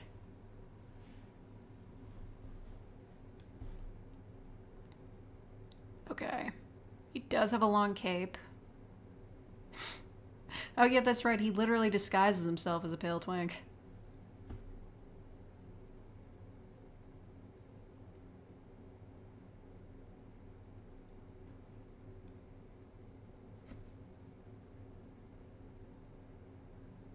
And yeah, he does have a page. Fine. God. Opening up too many friggin' tabs. He's got angst. There was a brief period shortly after the movie's release that saw a decent quantity of fanfic activity, but it died off and faded into obscurity quickly. Yeah, I know, I was there. I read some of those fanfics. Only to find a sudden resurgence in popularity among Tumblr users around 2018, with many agreeing that it had been tragically underrated and had simply been poorly marketed and released a decade too early for its time, which is likely why Megamind never became a popular Tumblr sexy man. That's fair. I think it probably became popular because of that screen cap of the guy saying there's no Queen of England. A very popular fan theory is that his original name as a child in prison, and by extension his prison number, was 6, based on literally nothing more than his line, multiply it by 6, when trying to give his awkward evil victory speech in the movie. This theory is so overwhelmingly popular for whatever reason that it's not really an exaggeration at all to say that there is simply no fanfic in existence anywhere that doesn't follow it. Okay, I didn't know that. Interestingly, as of summer 2020, even with the recent Tumblr resurgence as a retroactive, underrated cult hit, Megamind still has very little fan art to speak of, and the vast majority of fanfic is standard generic fluff one-shots at a rate of about one fic on the archive updating per month. Okay, that's fair then. Fine. I guess memes don't translate to Tumblr sexy man status. Okay, let's read about the man in the yellow hat. What the fuck? Is this from like a remake or something? Why does he look like that? He's the guardian and caretaker of George, the titular character, a mischievous monkey. He could not be a sexy man, though. Well, it started off as a joke turned serious when looking deeper into it. Okay, that sentence doesn't make a whole lot of sense. Despite being around since the 1940s, the Man in the Yellow Hat is given more of a spotlight in the 2006 film and TV adaptations of Curious George. Wasn't the film bad? I think he would qualify as a DILF. Well, his son is a monkey. Like in the books, the man goes to Africa on an expedition for the museum he works at. Before he embarks, he is tricked into wearing his iconic yellow suit by the shop owners who claim yellow is the new khaki. When he reaches Africa, he comes across George, an orphan monkey who he gives his yellow hat to. Curious and not wanting to be alone, George follows the man on the ship all the way to New York. After a series of easily predictable misadventures, the two become closer than ever, with George now living with the man. Okay, he does have a name. I was kind of concerned. Theodore Ted Shackelford. What a name. Jesus Christ. It was real bad. Okay. He treats George more like a son than a pet in the books and movies and cartoon. The man also radiates DILF vibes that a select minority have picked up on. I don't know. Doesn't look that DILFish. Well dressed. Some say otherwise, but that suit is snazzy. Yellow from toe to tip, like a banana. In the movies, he's voiced by Will Ferrell, who Really? He's voiced by him in the movie. Okay. I didn't know that. Pale Twink, the man is skinny and white. John Locke. For some reason, the man is shipped with Jane Porter from Tarzan, despite the two living in different eras. Their ship name was called Banana Pancakes. Okay, that's a crack ship I absolutely support. Everybody is so disappointed to see him here. Wait, why the fuck is Professor Layton here? Y'all wrong for this one.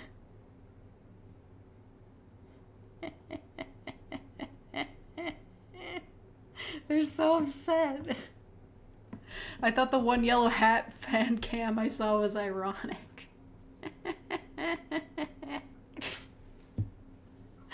Oh man, not the guy with the June icon saying the things I'd let this man do to me.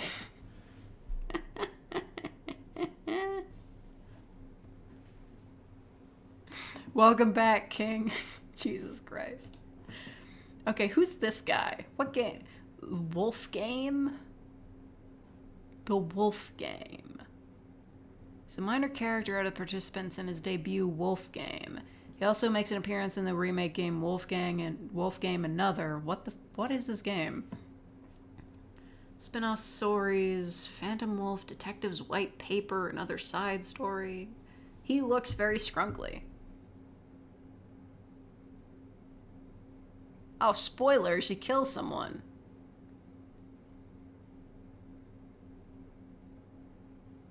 In his jester outfit, he appears to have fangs and elf-like ears. Oh, okay, we stan.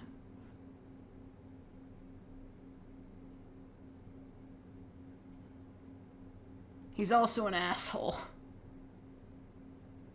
It's Danganronpa inspired. Well, it looks like it. How's he look in the manga? Oh, even more scrunkly. Way to go. Betcha that hasn't been translated. Who the fuck is this? Dead End Paranormal Park. Oh, I think I've heard of that show. Oh no, he's British!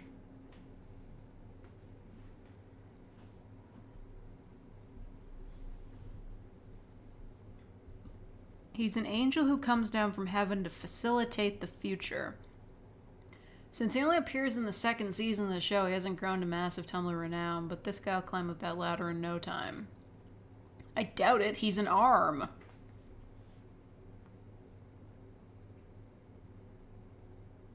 He's so British, it's a personality trait. Possibly the biggest bait in Netflix history. Come on, this guy is literally begging for a white twink humanization. I mean, he is very white.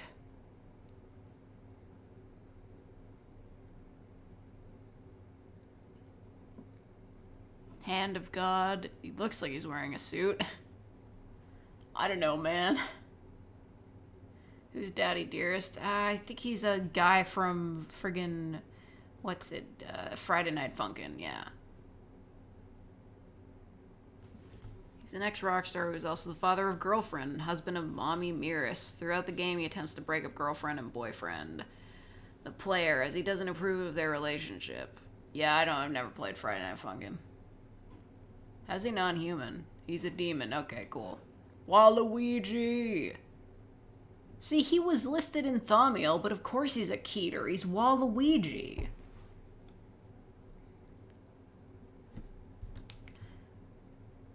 Okay. Wait, skeleton? How's he got a skeleton? Waluigi has never had a primary role in any official games to date. Because of this fact, he's often the butt of many jokes about his role in the Mario Bros. Universe, seeming to only exist as an evil version of Luigi and a tennis partner for Wario, which was his role in his first appearance in Mario Tennis for the Nintendo 64. He has also never given clear motive for his antagonistic actions towards the heroes of the franchise, further cementing his role as Bad Luigi. Man, we stan. Egotistical. Lots of people ship Waluigi and Wario since they maybe not canonically related at all. To be fair, it's never really explained if they're actually siblings or not. That's fair. It's never even explained where he comes from.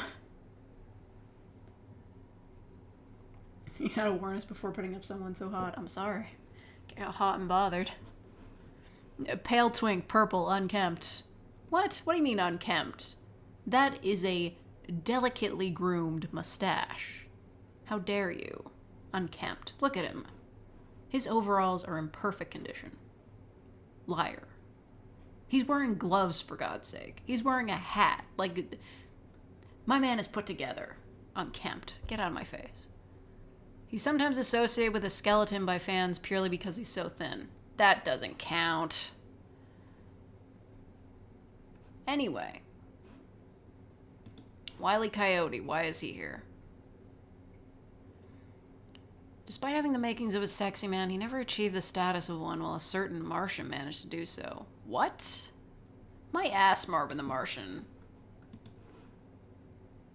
How?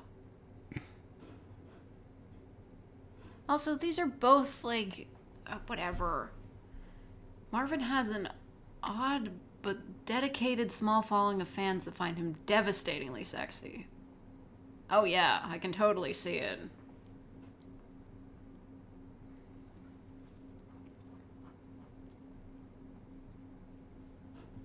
What's the fan in here? Some consider him to be autistic, but he's from Mars. Of course he acts different. He was socialized in a different society. Monster features. He doesn't have features. He's just a black circle. That's his face. Fans give Marvin a monster's tongue with his fan and sharp teeth. Ugh. Listen, I love it when characters have sharp teeth. I didn't even mind when people gave, like, Benry or Bubby sharp teeth in the HLVREI fandom, but this guy... he doesn't have a mouth. He is wearing a skirt. We give him points for the skirt, but still. There isn't really a trope that fits this better, so this will have to do. A lot of people in this fandom like to interpret the fact that his uniform includes a skirt as him being gender non-conforming. He also frequently is depicted in canon with mannerisms that were probably intended to come off as weird or alien, but end up just looking somewhat feminine / campy, so that contributes to the fan perception of him. Yeah, but he's supposed to look like... the reason why he's wearing a skirt is because he's supposed to look like a Roman dude, right? What was it? Centurion or whatever? Which makes sense because, you know, Mars was the god of war in Rome, right? That's the joke, isn't it? Like, he's a reference to that. I don't know, whatever. And why is Scrooge on here? You tell me. He's a Euclid. A Christmas Carol 2022. God, they cannot stop making this friggin' movie. This article is a stub. Is it? This doesn't look like a stub to me. You look like you've got plenty of information here. Whilst many incarnations of Scrooge are grumpy, wrinkly men, this 2022 Netflix version, because of course it was Netflix, the character is a younger-looking silver fox. To nobody's surprise, fangirls immediately went nuts over him. So where is the Grinch? Come on. He's from space, he's got genders you couldn't even comprehend. Yeah. He was supposed to look like a Roman centurion. Okay. That's why he's wearing that helmet and the skirt. He's supposed to look like that. I don't know. Whatever.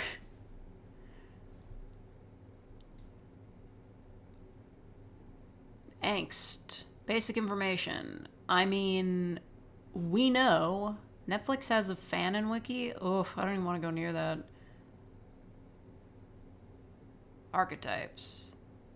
Bait. Considering his voice actor and appearance that sets him apart from all the other versions of the character he likely is. Who's the voice actor? Who is it? You know what? I don't even care. Actually, you know what? I mildly care. What is it? Okay, yeah, that's bait. That's hella bait. Who plays him? Luke Evans. Who's Luke Evans? Is he related to Chris Evans? Because that would explain a lot. Rome was really gay, though. Yeah. But they didn't call it gay. I don't know. I'm gonna look it up on here. This is ridiculous. Next to my tab of John Doe. Who is Luke Evans? Oh. I think I know that guy. He's a Welsh actor and singer. Okay, so he was a stage guy. I don't get it.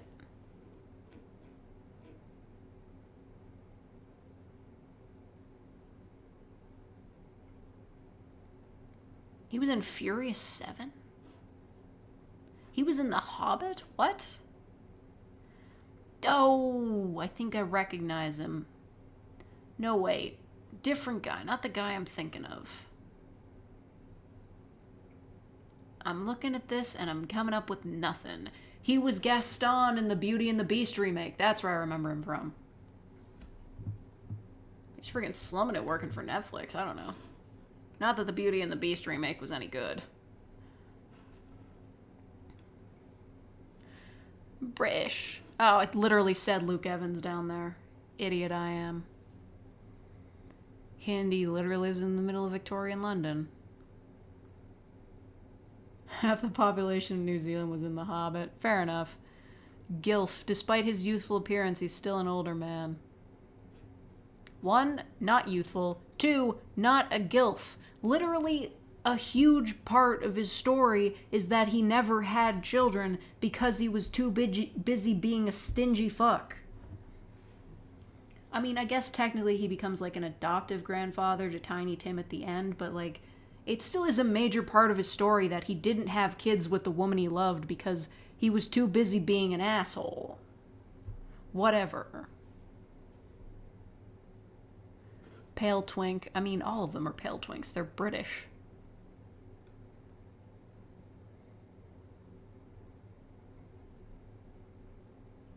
This version of Christmas Carol is a musical. That explains it. White hair. Does it count if it's because he's old?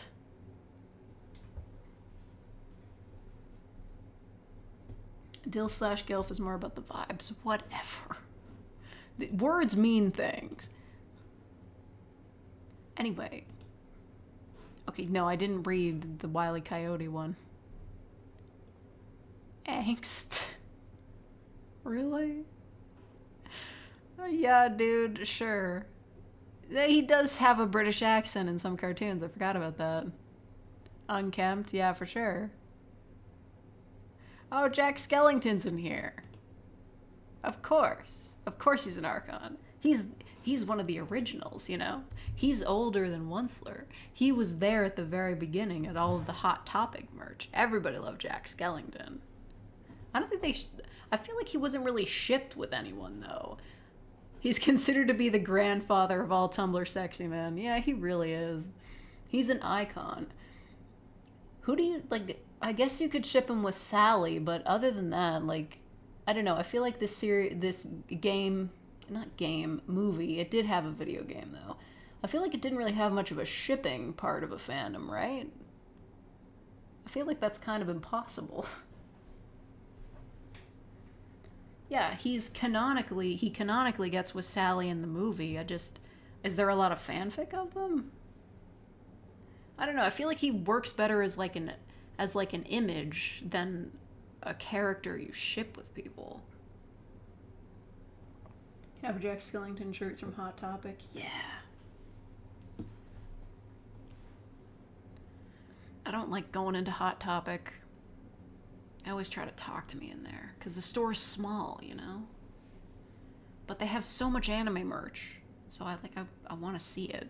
They have buttons. Yeah, whatever. He finds the thing. The creator is the famous Tim Burton himself, and it shows. Well, I mean, yes, Tim Burton wrote the original poem or was it a book, that the movie was based on. But Henry Selick is the one responsible for this. Let's never forget that. Everybody's always like trying to like steal Henry Selick's thunder and give it to Tim Burton. No. Henry Selick made that shit. He also made Coraline. It was really good. Respect the creative. Whatever. Pale twink, literally. Being a skeleton used to mean very skinny and tall until Sans came along and destroyed the unhealthy status quo set up by Grandpa. It wasn't his fault. He looked cool moving around like that. Suit guy, look at his drip. Skeleton, he is a skeleton. Skeletons are a big deal. Smart dumb, mad scientist, power/royalty.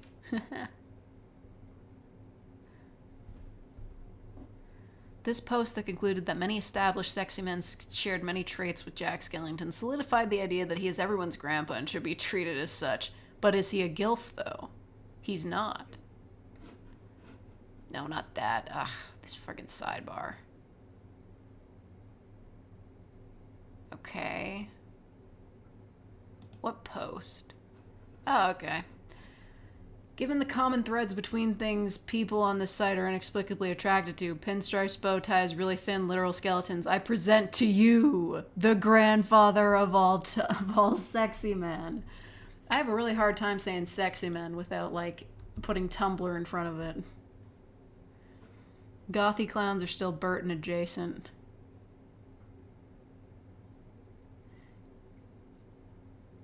L is on here. Well, L's not in the list. He is definitely Slenderman related. I don't know how he's related to Wheatley, though. He and Sally did have kids according to the outro of the soundtrack. Damn, really? How did that work? Anyway, Hugh Neutron. I don't... What is this image from? What is this, like, bizarrely high-quality render of him? That's not from the show. Who made that? That's weird.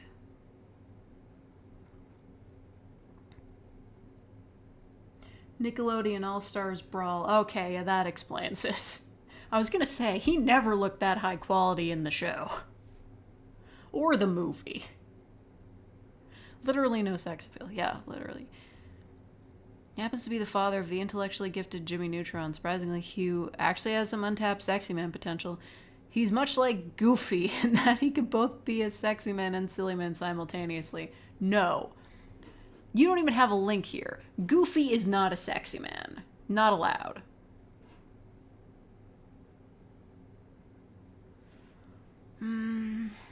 Right. Why people like Hugh. I'm glad that they had to spell this out for us.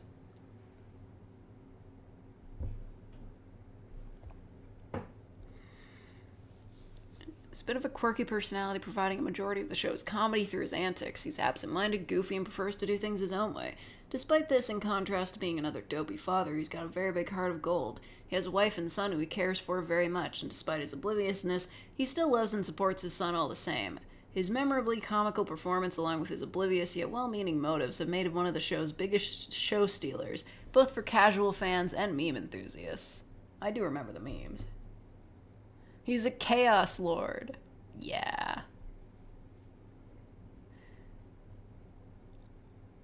He does count as a DILF. Good for you. You got it right this time. He really loves ducks. Yeah. My grandfather used to carve wooden ducks. Do you think Doofenshmirtz is on here? He might be in this. He might be in safe. He might be in there. Duality bait? Come on, this is before sexy men were even a thing. He's not bait. Are you shitting me?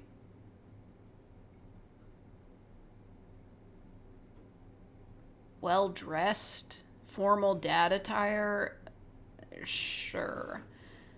Whatever. Let's check the safe category. Safe. Really? There's some odd choices. Gamma 1 and Gamma 2. I feel like Doofenshmirtz could be in here. Let me take a look. No, he's not in here. Probably Euclid then. Who's Percy DeRollo? Be some anime guy? Oh, Critical Role. Yeah, that checks out. I'm not gonna read all that. I don't know anything about this except, like, the guy who drew my Tumblr icon. Every now and then, they'll just reblog, like, a bunch of screen caps and GIFs from it. Yeah.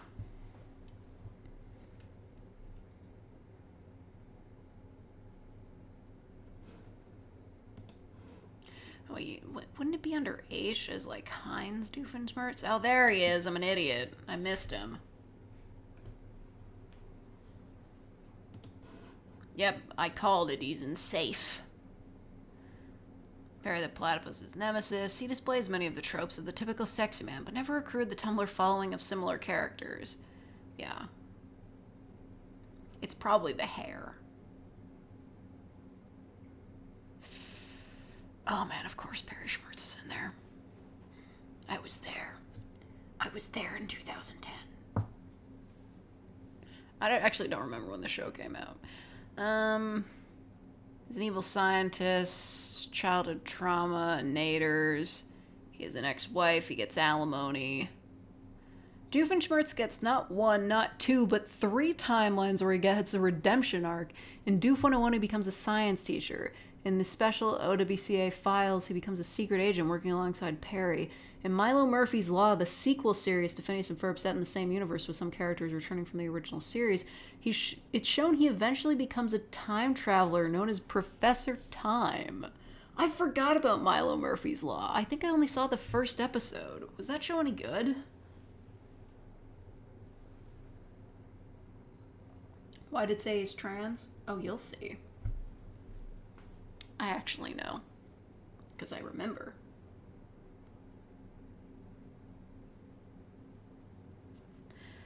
Doofenshmirtz is canonically ugly. He gets hit with his own uglyator and his appearance doesn't change. Wow, okay. I guess Charlene was just into that. Dilf, he is a Dilf. That is true. Big divorced dad energy. Parental figure, of course. He is a great father. Distinctive voice, absolutely. Perry the platypus. Some girls are into the power instead of the looks. What power did he have? Well, he does have his own evil incorporation, you know. Doofenshmirtz Evil Incorporated. Classic.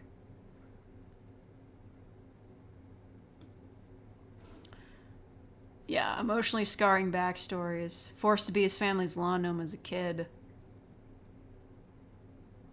His parents blatantly loved his brother Roger more than they loved him. His parents forced him to wear girls' clothes as a child. He was disowned by his parents and raised by ocelots. He lost his best friend Balloony, a balloon with a face drawn on it, when it flew away. His girlfriend dumped him for a whale. Yeah, sure. His lab is purple. Lab coat, classic.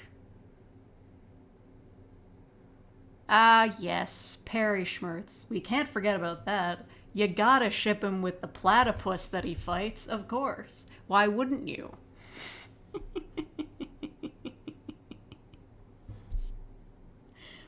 I mean, Perry was ripe for, like, a pale twink humanization, right?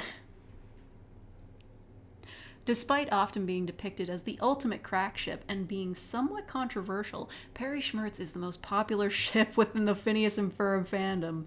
Although that's not saying much, since Phineas and Ferb isn't a very ship-centric fandom. Really? Nobody else was shipping Baljeet and Buford? I'm kidding. I never really engaged with the fandom of this. I just watched the show a lot. They literally had couples count. Yeah, you know what? Their whole enemy situation was kind of like dating. I don't know.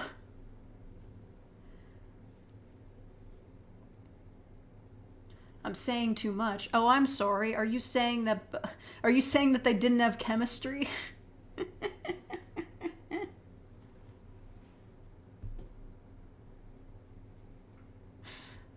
Not Perry and Doofenshmirtz.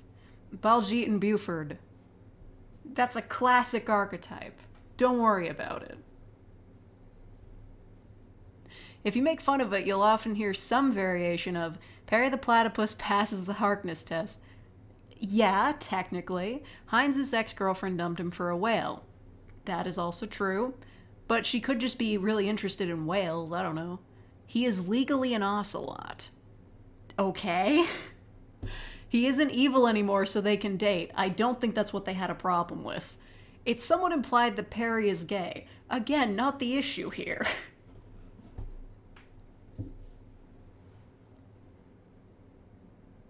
Buford has molds of everyone in the neighborhood. What? I didn't see that episode. Perry Schmertz can take many forms. Pre-redemption arc, post-redemption arc. Heck, sometimes the redemption arc is fueled by the power of love. Perry is sometimes humanized in Ship with Doof. His humanization is typically a suit guy, which makes sense because of the hat, which would probably make Perry Phineas and Ferb's secondary sexy man if Phineas and Ferb had a following big enough to have sexy men. However, he's unlike a lot of sexy man humanization because while there isn't a universally agreed upon human Perry, often referred to as Perry the Human, he's usually not depicted as a white twink. To be perfectly clear, Perry does not have to be human to be shipped with Heinz. It only happens 40% of the time. I love whoever wrote this. This is so funny. I wish I could write like this. This is hilarious. Trans. We've had a bisexual headcanon, yes. But what about a trans one? Long story short, this post. transperrytheplatypus.tumblr.com. Yeah? Doofenshmirtz wore girls' clothes as a child, resents his high-pitched voice, and is resentful of being unable to grow facial hair.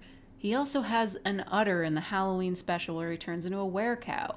That's the spirit. Similar to Otis from Back at the Barnyard, though Otis's transness is explicitly referred to at least once. Okay.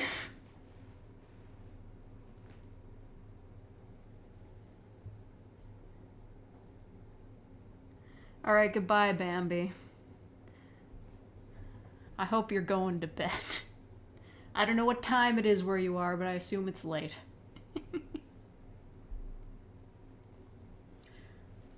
And scientists found a dead platypus. They thought they were being pranked. 2 a.m. Yes, good night, Bambi. Jesus.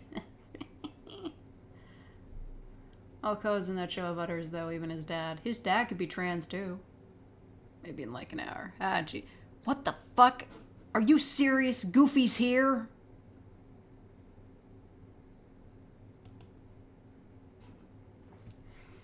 I thought because there wasn't a link to it earlier that he wouldn't actually be in the wiki, but he's actually in the wiki. What the fuck? You can put him as safe class, but I don't feel safe at all. What do you mean?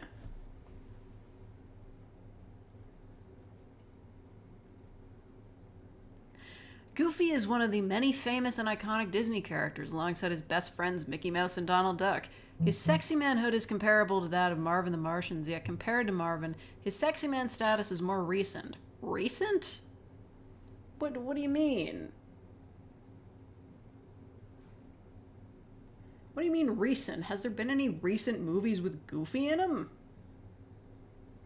Oh shit, the Grinch is opening that in a new tab. Thank you. I mean, it's about time we spotted that.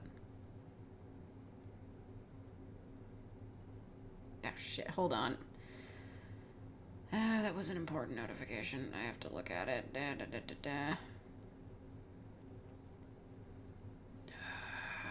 Shit.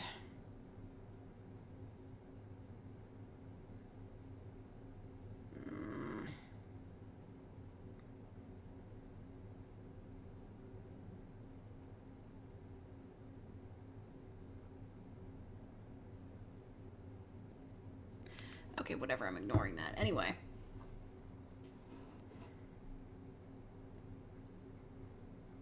Dippy Dog? His original name was Dippy Dog? What the fuck? Named after his most prominent trait and probably the best and only word to describe him, Goofy is clumsy, but doesn't let him get it down. They fucked up writing that. His cheerful nature possibly surpasses that of Mickey's, minus the latter's wit and luck. His shorts and shenanigans often focus on his dopiness, whatever. Yeah, okay, sure. People liked him in a Goofy movie. I'm not going to the Disney Wiki. Yeah, Goofy is canonically a DILF. Well, he's a D, but, you know, like, he's got the D down. I don't know about the ILF. Goofy is the only and first of the group to be a father. In the 1950s, Goofy received a character makeover and was now a more intelligent family man named George Geef? Geef? Geef?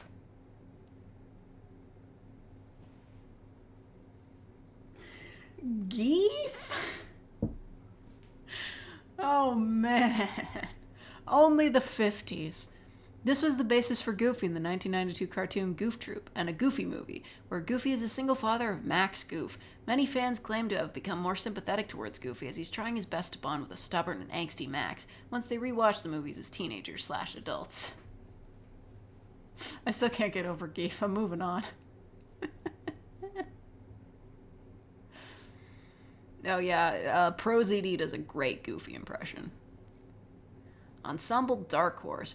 Back in the 1930s, Goofy was meant to be a one-shot character, but proved to be popular enough with audience and Disney workers that he was given his own shorts and turned into a star. What saved him was his iconic voice, or more specifically, his infectious laugh. Unkempt. In some Disney shorts and media, Goofy has Goofy's attire have patches or holes in it, but it is seen prominently in the modern Mickey Mouse shorts. He has yellow eyes, whiskers that look like beard stubble, a big belly, and Adam's apple, and often looks disheveled. Okay. You know, my favorite piece of Goofy media was when he was trying to get his money back from that guy named Damien. That was a real... Listen, I don't like TikTok, but like the full series of that, you can find it on YouTube, was like really funny. It's pronounced Jeef. That's even worse. Due to how recent Goofy status as a sexy man is, his fan and traits have yet to reach their possible full potential. But to bring up another sexy man to compare Goofy to, fans treat Goofy a lot like Spamton, in which he is both sexified and a silly man. Okay. John Locked? Okay, yeah, like his wife is probably dead. Since there's no better trope that fits, this will do. It's incredibly popular for fans to ship Goofy with the Disney OCs or Sonas for self-shipping. Goofy has proven to be a good boyfriend as seen in an extremely goofy movie, and the Three Musketeers, so the fans are definitely onto something. The ships and seemingly bizarre attraction to Goofy is put aside when realizing how sweet the depictions of Goofy in love are. I don't know, man. Gru? That's a new tab.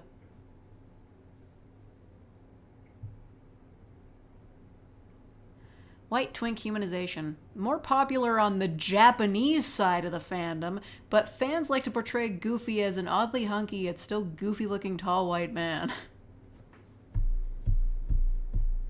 I know he's in Kingdom Hearts, but you're telling me that the Japanese fandom is making like anime-ifications of Goofy? Is he a Bishonen? Is Goofy a Bishonen for the Japanese fandom?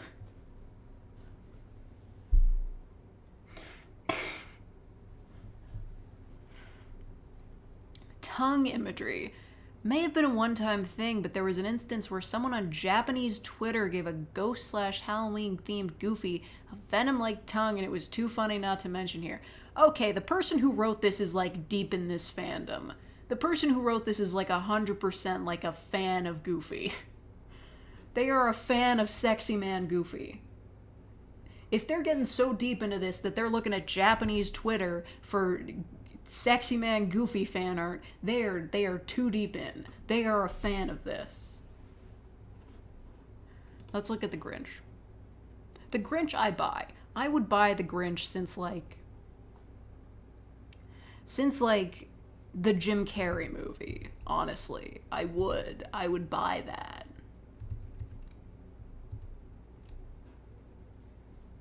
I feel like one of the Minions? No. Stop. Oh great, that thing from My Little Pony's there.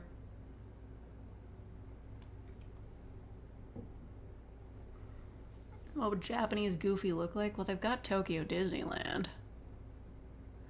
He's the main antagonist. What? He's a Keter class. I could have told you that. The 2018 version of the Grinch is easily the most popular sexy man incarnation of the character, but some have taken a liking to Jim Carrey's Grinch and the original cartoon Grinch. Wasn't this guy voiced by Benedict Cumberbatch? Of course. Of fucking course he'd become a sexy man. He's practically a holiday icon, and most know of his story through his cultural impact.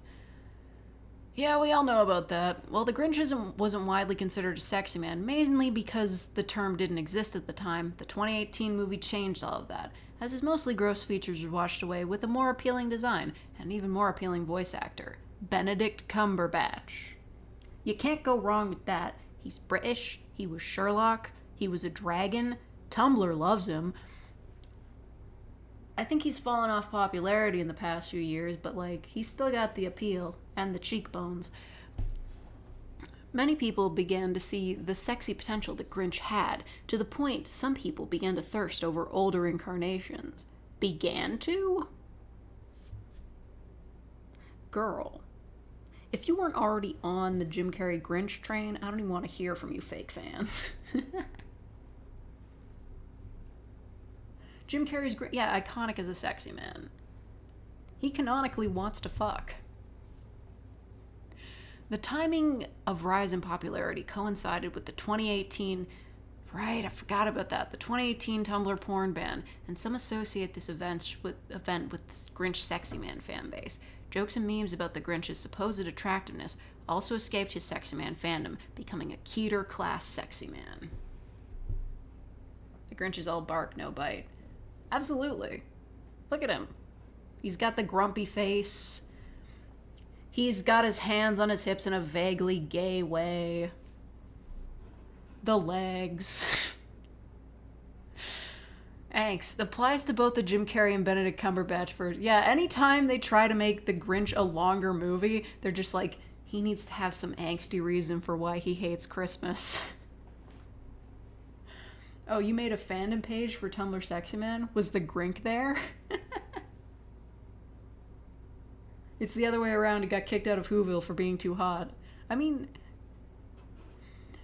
yeah, you know what? The Grinch... What year was that movie? Yeah, How the Grinch Stole Christmas, 2000. Jim Carrey's Grinch was hotter than all of the people in Whoville. Because all the people in Whoville had this weird makeup that made them look like monsters. It was creepy. I love that movie, though. I really do. I had it on VHS. The tape was green. Yeah, he stanced the fuck up. Carrey's version was taken in by two kindly Who ladies who accepted him despite obviously not being a Who. Right. Those two ladies were definitely gay. At school, Carrie Grinch... I love how we're calling him Carrie Grinch. Carrie Grinch was bullied by the future mayor of Whoville for his unusual appearance and crush on Martha May Whovier, who the mayor competed for her affections. Right, whatever. He shaved and everybody made fun of him for it. Angered, the Grinch goes on a rampage and declares his hatred of Christmas and runs away to Mount Crumpet, much to both his and Martha's sadness. The two continue to have feelings for each other, as seen during the Christmas celebration when the mayor decides to mock the Grinch even further by asking Martha to marry him. Right, I forgot about that. They had a whole love triangle in that movie. Jim Carrey Grinch walked around with this.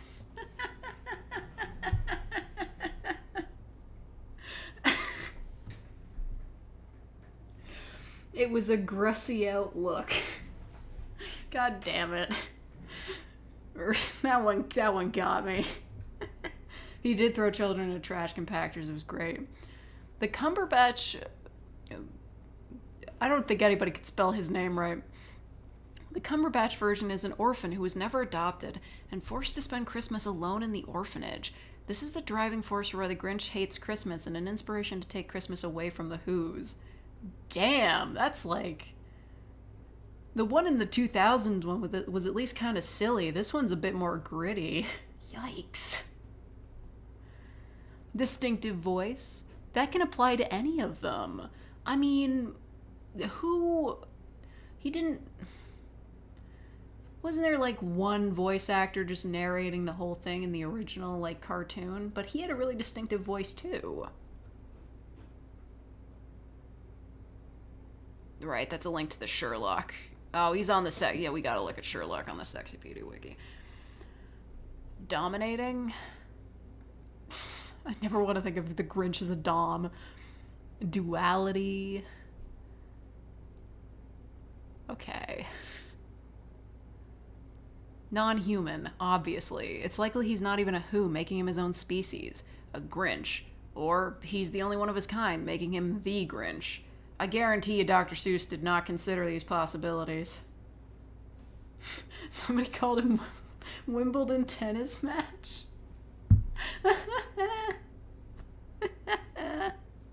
Oh my god. Yeah, we gotta get to the Onceler eventually, right? People who ship him with Tony the Tiger. I've read that fanfiction. It's very well written. The reason why is because the guy who sings "You're a Mean One, Mr. Grinch" is also the guy who originally voiced Tony the Tiger. And it sounds like he's talking about him like he's a bad ex. Yeah, the biggest, gaudiest Patronus is AU. I really wish they would change their name, but whatever. Everyone just calls them God anyway.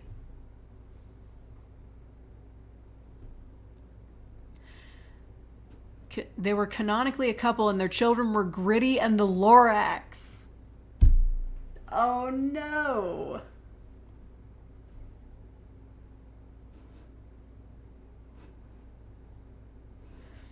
piece of art.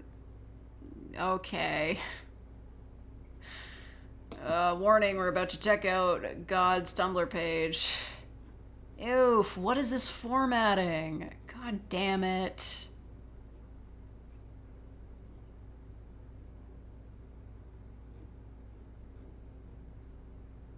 Yeah, there's the Onceler. Okay, stop. Seriously, why is God's Tumblr page in the old formatting set? God damn it. No, we're not looking at Crew yet.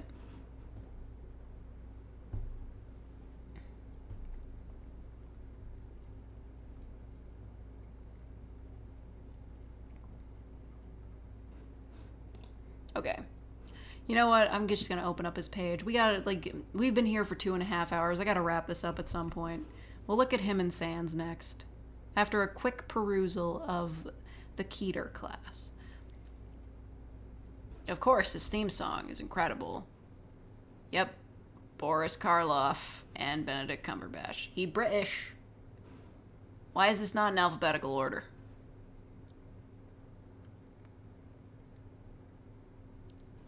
He is unkempt. Yeah, especially in 2000.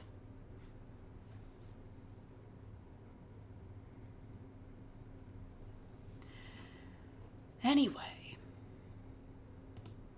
No, Onceler, we can't do you yet. Sherlock. What do you mean it's a stub? It looks okay to me. Super Hulock was a thing. I don't know much else about it beyond it was the Tumblr predecessor to Twitter, K-pop stan gifs, and that people Photoshop Sherlock and flower crowns a lot. Then you shouldn't be the one writing this wiki page. We gotta get somebody from back in the day on this shit. I mean, I was there, but I wasn't paying enough attention. We gotta get somebody who runs a K-pop fan blog to take a look at this, because I feel like they could fill us in. There's no way that somebody runs a K-pop fan blog that's been on Tumblr for 10 years who doesn't know what Super Hulock is all about. Burlington Coat Factory. He's one of the granddaddies of sexy men phenomenon. I don't buy that. I mean, like, he came out around the same time as the Onceler.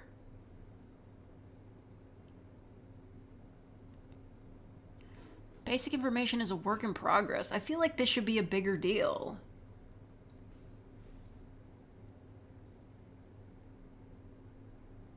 Questionable LGBT rep. Oh, it's questionable, alright. Jesus Christ. Just watch Sherlock is garbage, and here's why, and you'll understand. Yep, he literally named John Locke. Yeah, seriously, like...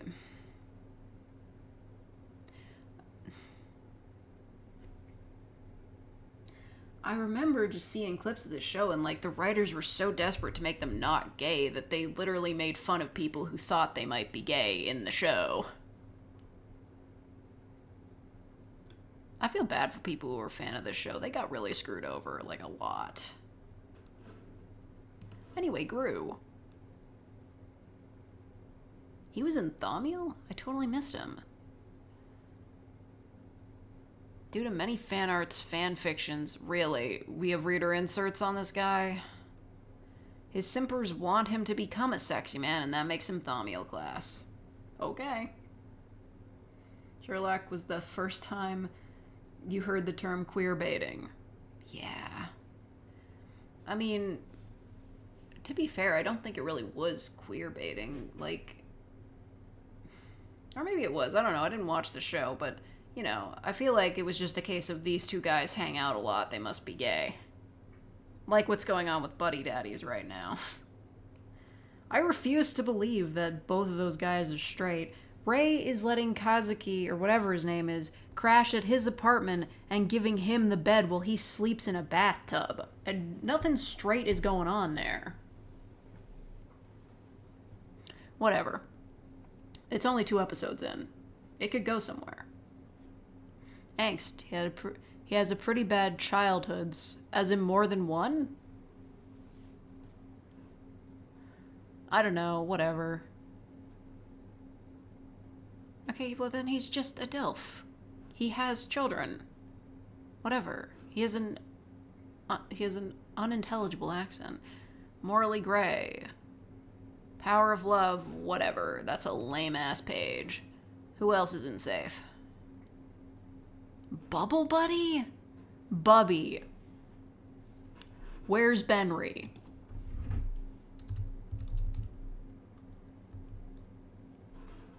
Right, nobody knows how to spell his name. He's a Keter class. God damn it, of course he is. He would be. He would be.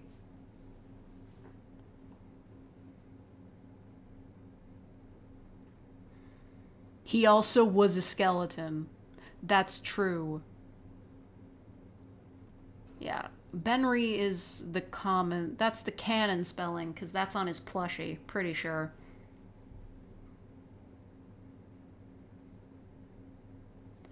Into the bee in Chicago, like you suggest, it's all scratched up if you look closely.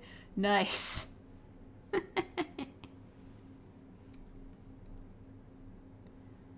Benry is an enigmatic character who follows the POV character Gordon, being generally unhelpful and spouting inane bullshit. Very early on in the series, he casually drops the fact that he is not human, and as a result, he is regarded as an anomaly. Benry is the final villain in the series, whose reason for being evil is explained through an nonsensical speech about video games. We stand. Scorpy did such a good job playing him. Why does this say spoilers? Because it's spoilers for HLVRII. You just found out he's the final villain.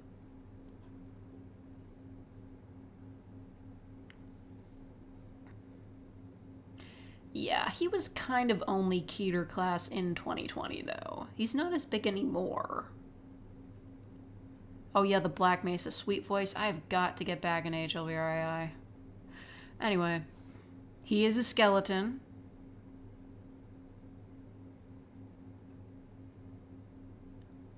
He's non-human. And he can, like, break through G-Man's time pausing. Gay. During a Q&A stream, Wayne Radio TV, the streamer who played Gordon Freeman and whose point of view HLVR is recorded from, stated that Benry is lusting after Gordon the whole series, but that his affections are not reciprocated, confirming that Benry is canonically attracted to men. Benry also makes romantic advances towards Gordon in the series, for example, kissing him, and saying that he is liking the view from back here when crawling behind Gordon through a vent. Yeah, see, there's the Benry plush.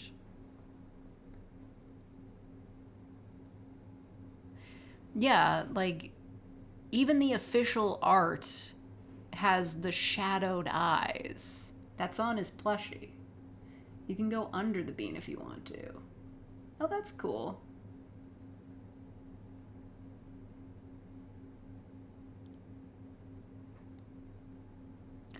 Eldritch/glitching. Yeah, he does that. Flanderization. As mentioned above, Benry is heavily associated with gaming, specifically PlayStation and Heavenly Sword in his fan interpretation, despite the fact that it doesn't really mention anything like this until Act 4. Heavenly Sword is mentioned only in his villain speech, where the whole idea is that nothing in it makes sense. While playing his character, Benry's actor Scorpy apparently was just playing himself, and he was only talking about PlayStation Plus in Act 4 because his real-life PlayStation Plus subscription had just run out and he wanted a free month. Ah, that's so Scorpy. He's great. I don't know, when I wrote fanfic of Benry, I was just like, he was just kind of like, just saying one-liners. He was just kind of like, you know, he was chill. And Gordon Feetman. Exactly. He did say that in my fanfic. Yes, here's his villain speech, yes. Hey, I knew this was gonna happen. I'm telling you, look, I like everything. I'm a great cool. I feel good, but you make me angry. You remember the first time we met, you walk in? Yeah, this is ridiculous. I should read this for a video once. Sony CEO Jack Tretton hired a Nintendo CEO Reggie, and they built a big bomb that was gonna go off, but I saved the world, so I didn't have a big plan. I was supposed to be nice, but you forced me to be bad, so I'm gonna be bad, friend. The big plot is slowly unraveling before our eyes. Look at this. Retro. The entirety of HLVRI is based around a game that came out in 1998. Yeah, his final boss fight. That was pretty great. Benry is commonly shipped with the HLVRI version of Gordon Freeman. Classic, we stan. Due to awareness of the sexy man phenomena, fans actively worked against the sexy manification of Benry and stuck close to canon. However, as the fandom has grown, the fans have started to relax and open up to different interpretations of Benry. It is now common for fandom to go all out and make Benry a full-on eldritch abomination rather than just monster features, some to the point of using body horror in their works. He has been depicted glowing blue, with traits similar to some interpretations of Sans. Great, I was looking for that. I'll open that right now. Benry is somewhat Sans-like, sharing similar personalities, a blue motif, and similarities in fan interpretation. However, Benry's popularity is much smaller than that of Sans. The HLVRI crew is also aware of Benry's status as sexy man, stating they think it's hilarious. The main director of the series, Wayne Radio TV, has called him a onceler.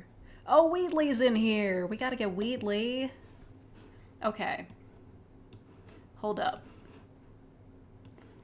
So I just want to know, is there anybody else in the Apollyon class? No, it's just those two. Great. Okay, these are going to be the last 3 pages I read. Wheatley, Sans, and the Onceler.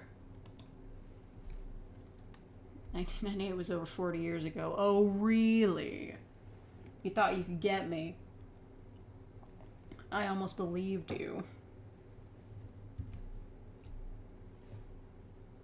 It was a long time ago, though.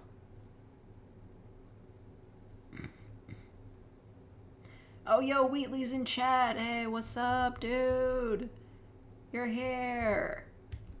Did you stoat? No, I didn't do stoat. We're kind of running out of time. I could look at this wiki for hours. Oh, GLaDOS is... God damn it. We gotta look at GLaDOS. I'm sorry. She's in here. These are spoilers.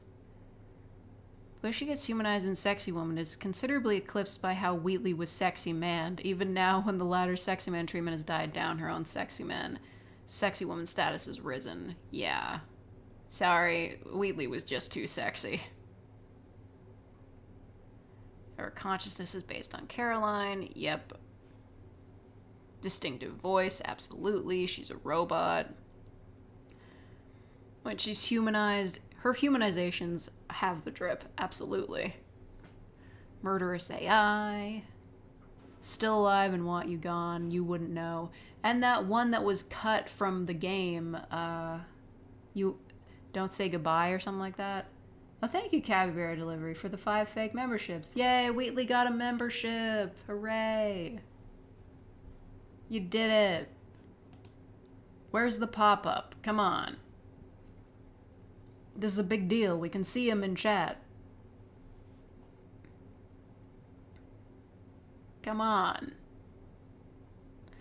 Where is it? You're embarrassing me. Whatever. You made someone a Fucking real finally. member? That's so cool. Streamlabs run on island time. Fanon. Like Wheatley himself, far more art and content was produced of a humanized GLaDOS than of her actual canon form. Commonly, she would be shown as some sort of anime woman droid shrouded in wires with robotic eyes. A strangely common fanfic premise was to just get human GLaDOS and human Wheatley together in a room to try cake with their new robot taste buds, with descriptions of how they can't actually eat it. Okay. It was accepted near universally in the fandom that Caroline was Chell's mother, resulting in a multitude of fanfics, or fanfics, where this was the case. Surprisingly little fan content exists of a speculative pre-upload Caroline, but several fanfics were produced with being a prequel through her eyes as the premise. More commonly, though, was a prequel from Wheatley's perspective, which always took place in a universe going by the near-universally accepted fan theory that all the cores used to be human, too. All of this was on fanfiction.net, DeviantArt, and oddly Spore. Almost none of it is still around, just like everything that was once part of collective memory. Oh, right, I remember the Blue Sky AU. I remember Blue Sky. People printed that out and made books out of it. Blue Sky is definitely like the best Portal fanfiction of all time, no doubt. It's been a while since I read it, though. Anyway, Wheatley. He's Archon. No shit, man. He's a big deal.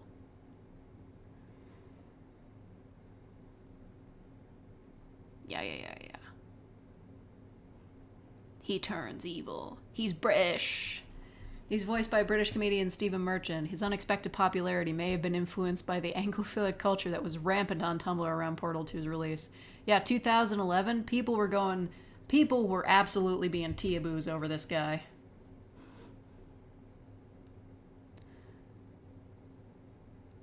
Mad scientist. He is an orb-shaped robot.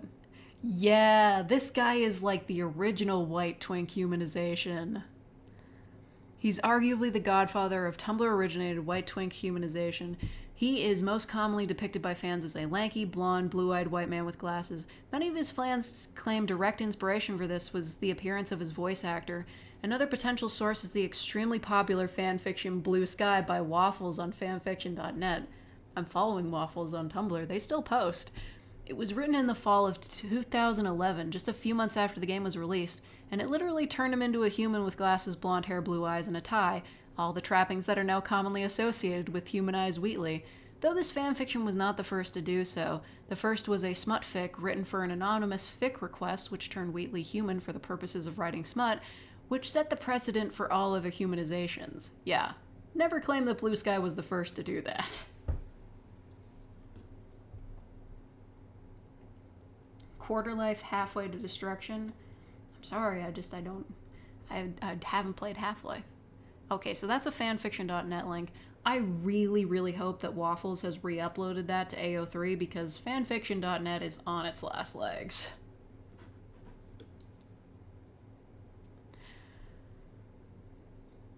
Are there so many memorable video game voice actors named Steven? Fanon, in addition to being the white twink humanization from which all other white twink humanizations were born, a very popular fan theory was that GLaDOS wasn't the only AI core made from uploading an unwilling human, and that the personality spheres were as well. This resulted in a lot of fic about Wheatley's dark past as a scientist who was murdered and put in a sphere for finding out something he shouldn't know. Yeah, I remember that.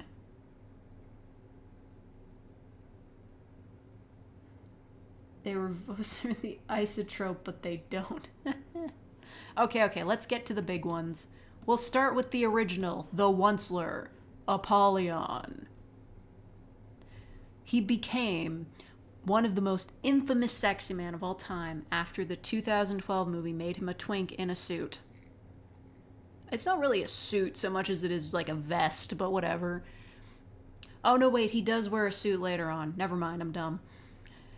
In the context of the Onceler fandom, the character of the same name from the 1972 film is a separate entity. He's completely different. Ooh, that's a lot of archetypes. A lot of fan and history. And the ass blogs. We could be here for a while. Yeah. The song. Oh god, no, we're not doing that.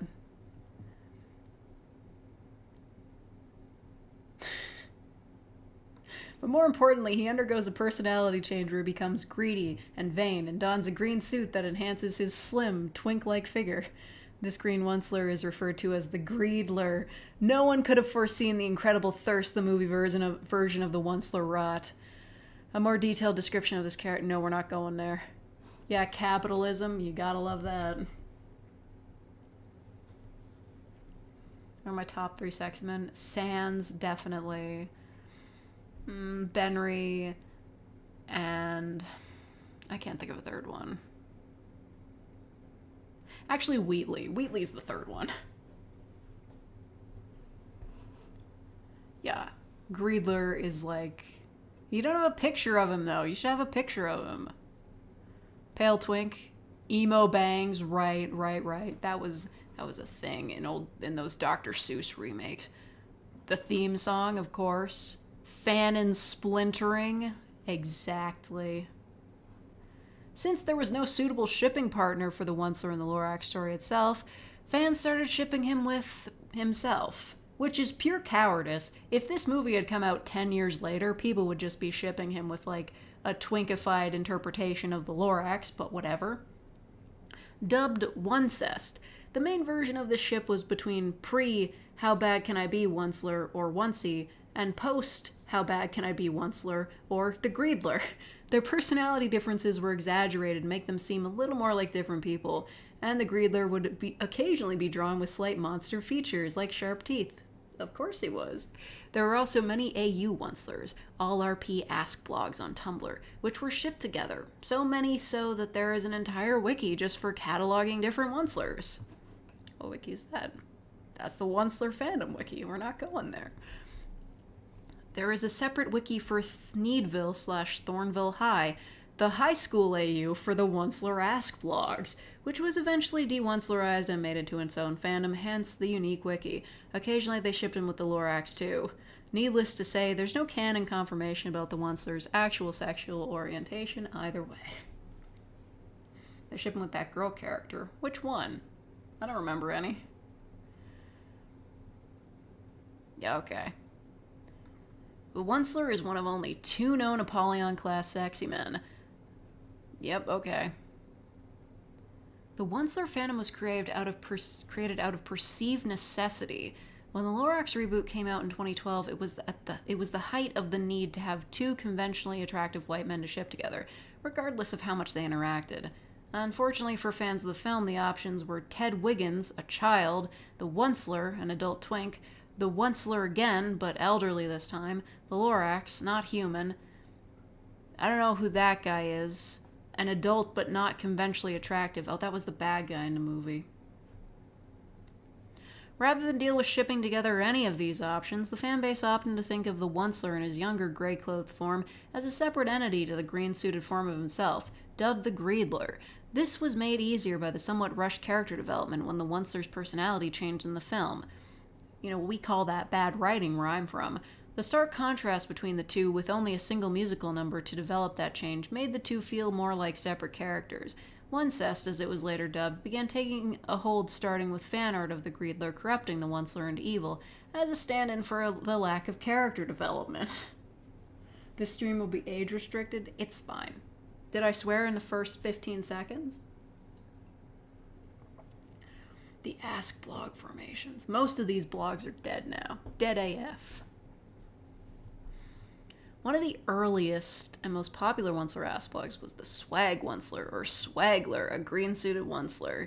Another popular Onceler was the Steampunk Onceler, Steamler, and his creation Greedler Box. Created by the artist S. Burb... Okay, fucking Homestuck fans. Steam and Greedlerbot were an easy entry point for many fandom members, as it was easier to... This was definitely written by someone who was on the ground when this was big. As it was much easier to imagine the two as separate entities when the corresponding Greedler was a robot. Other popular Ask blogs included the Oneler, a cannibal Onceler created when Tumblr user Aldapin misspelled Onceler while saving a Tumblr URL, the Bitter Onceler, both of whom were Aftermath Oncelers. It should be noted that Canonverse, as it is used here, does not refer to the canon continuity of the movie. It simply refers to the original role-playing universe the Onceler fandom takes place in. The term is used here as a way to distinguish these Onceler characters from their AU counterparts in the following sections. Holy shit. Yeah, we're reading the words of a war vet here. Okay. Some Onceler Ask blogs were Lorax characters aside from the Onceler, such as Norma Wiggins, Ted Wiggins' grandmother, or characters from entirely different media, such as Jack Frost from Rise of the Guardians, who I maintain should be on this wiki. Because if they're going to have characters from other... Listen. The only reason they don't have him on here is because he's too well known as, like, being a teenager. They have other teenagers on this wiki. He should be here. They are still considered Onceler Ask blogs, as they were specifically part of the Onceler fandom and went through the same AUs and changes. Oncelers are typically referred to by the first part of their name, e.g. Swag from Swagler, regardless of AU. Onceler Ask blogs fell into several categories, some of which were not literal Oncelers. Onesies, true Oncelers in the initial young gray-clothes state, typically depicted as being physically smaller and very hopeful. Greedlers, green-suited Oncelers, Oncelers in their green suit form. These were typically depicted taller, stronger, with sharper teeth, and as being ruthless or cruel. Aftermath Onslers. These Onslers refer to the Greedler after the final truffle tree falls, and he shuts himself away from the world. These Onslers tend to be darker in content, and many deal with much heavier themes. Old Onslers. Onslers in their age state after the establishment of the city of Thneedville in Ted Wiggins' time. 1972 Onslers. Onslers referencing the 1972 film, where the Onslers is a representation of faceless corporate greed, and is therefore depicted as a pair of green-gloved arms, his face always either out of frame or obscured by cigar smoke. This term primarily refers to 72ler, though a few others do exist. This section has big conspiracy wall theory. Conspiracy wall energy, yeah. Other characters, crossover Onslers, personifications. Sure. What the heck is Camp Weehawken? This was the first AU for the fandom. Originally started in... what? Referencing a line from the book. Turn left at Weehawken? What? Summer camp theme designs. It's a summer camp AU? That was the first one they went with?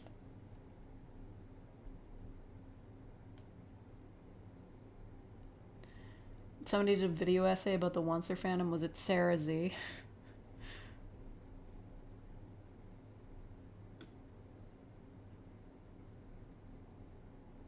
AU Archive has official cabin listings every summer letting you know which blogs are participating. What? Oh my god.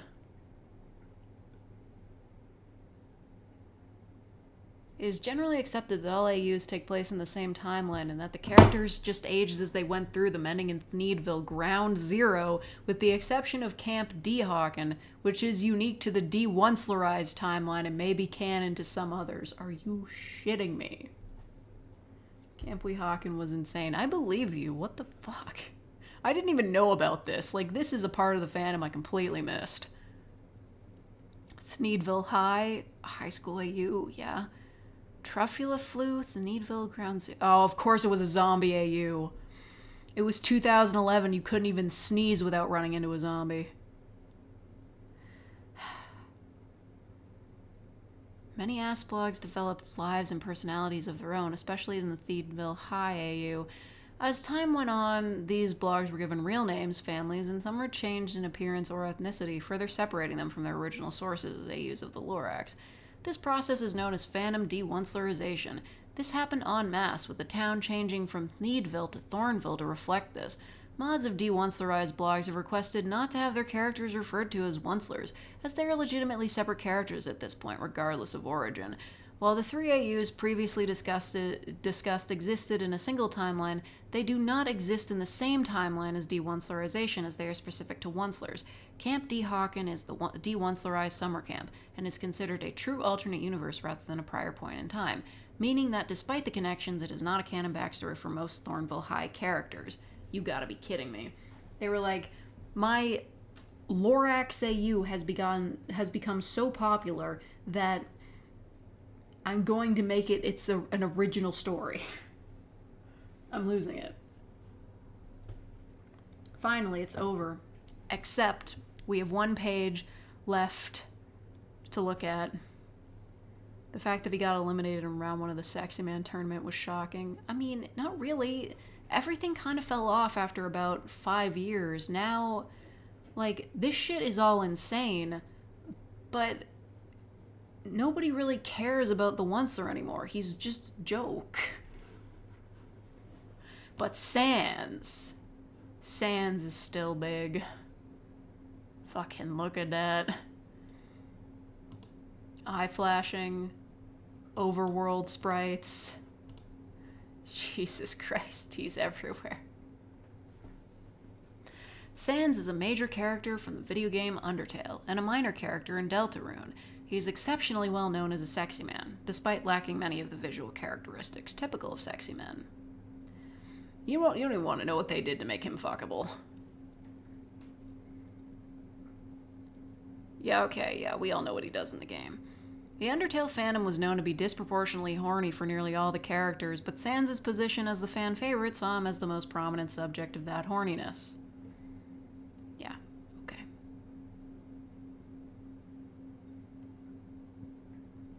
Many of the monster characters have sharp teeth, but Sans and Papyrus do not in canon. Ooh, I'm running out of energy. Tall Sans? I don't know. I think I've seen fan art of that. In fan art, they are often depicted with sharp teeth. What is it with fandom and sharp teeth? I don't get it.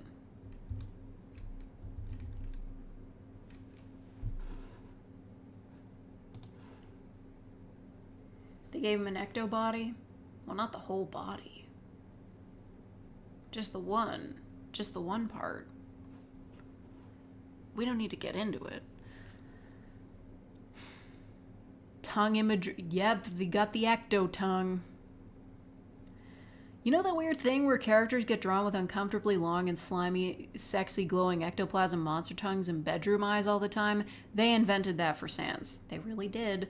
The idea of the sexy ectoplasm tongue in sexy Sans Undertale fan art circles got so popular that it spilled out to the point where basically everyone, even completely safe for work artists, were on board with the idea of Sans being able to summon glowing blue ectoplasm body parts. Some body parts were more popular than others. Can no longer eat blue popsicles. I don't think the Undertale fandom has calmed down that much. I think it's gotten more insular and harder to find. A lot of blogs got deleted. Glowing neon. Yeah. It glows a lot.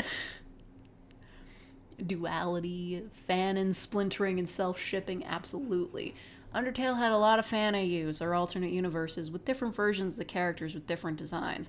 The sheer amount of AUs is probably at least partially the result of Undertale's narrative playing with the idea of alternate timelines. With Sans being the most popular character, the wild amount of horniness, and no other characters with a hot enough dynamic with Sans to ship with, people ship the alternate versions of Sans together. This appears to be a hallmark of famous sexy men. There is also an incredible amount of effort put into developing the different Sanses and their dynamics and the ship art between them that you can't not be impressed. I'm sorry, was no one else shipping him with Grilby? Come on, they had a thing. They totally had a thing. Come on. You could ship Sans and Grilby. They had a thing. Yeah, the tongue thing was not in the game at all. It was just the fan art. I really want to know who did it first.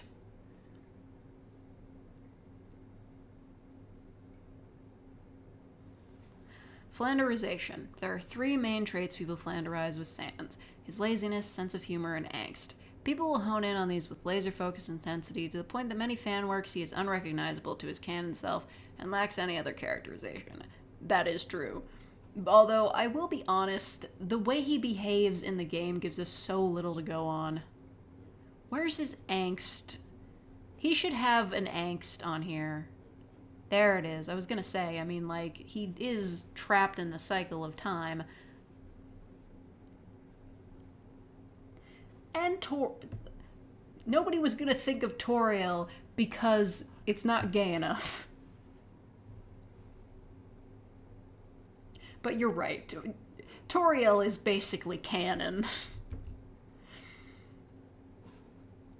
I don't think anybody liked to think about it because they were like, are you fucking my mom, Sans Undertale? He might be a scientist. I'm pretty sure he is a scientist. At least in, like, that photograph you find. Of course, Megalovania, ridiculous. It was in Smash Bros. It's insane. Like, his theme song is, like, more popular than Sans's. Oh, yeah, I remember that video. That was really well done. Yeah. There are a few people who don't even know it's a parody of a pre-existing song. Damn, really? The original Stronger Than You was so good, though. Yeah, Fingers in His Ass. That's a classic. I miss Fingers in His Ass Sunday. We used to do that every Sunday on Tumblr, and it competed with Energy Sword Sunday. Come on.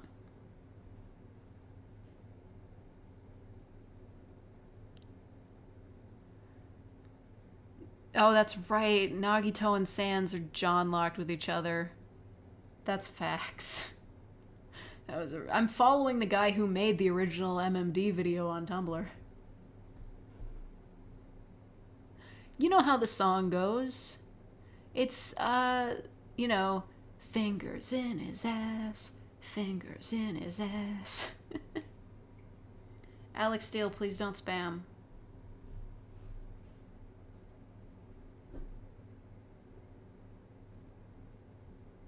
You don't know how that song goes? You know, it's like a...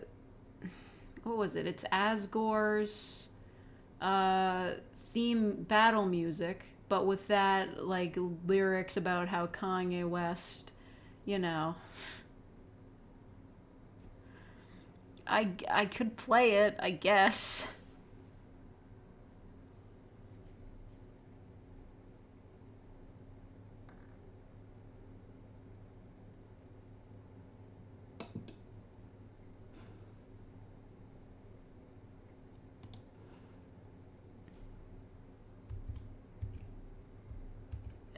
Okay. You see, it's very simple. I don't think I got a copyright strike. I don't think this is copyright claimed. Why is it recommending me to me? Shut up. Fingers in his ass, fingers in his ass. Kanye West, he lied. Fingers in his ass, fingers in his ass, fingers in his ass. I'm not playing the whole thing. You get it.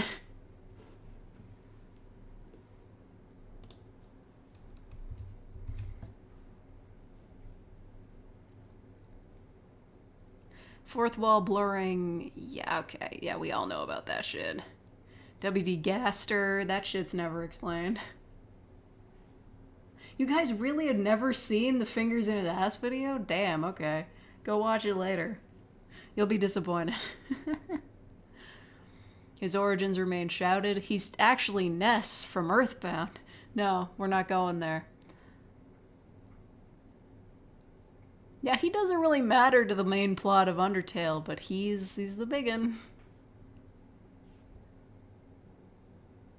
He's extremely powerful. Yeah.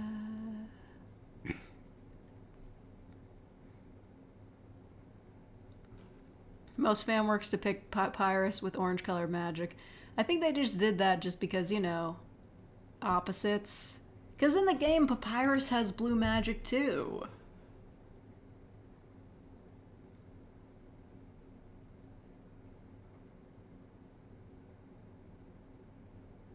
Yeah. Like, listen, I've seen, like, fan interpretations of his voice. It's always the same one. It's basically Critical's voice. There's an ice rink next to the bean. Nice.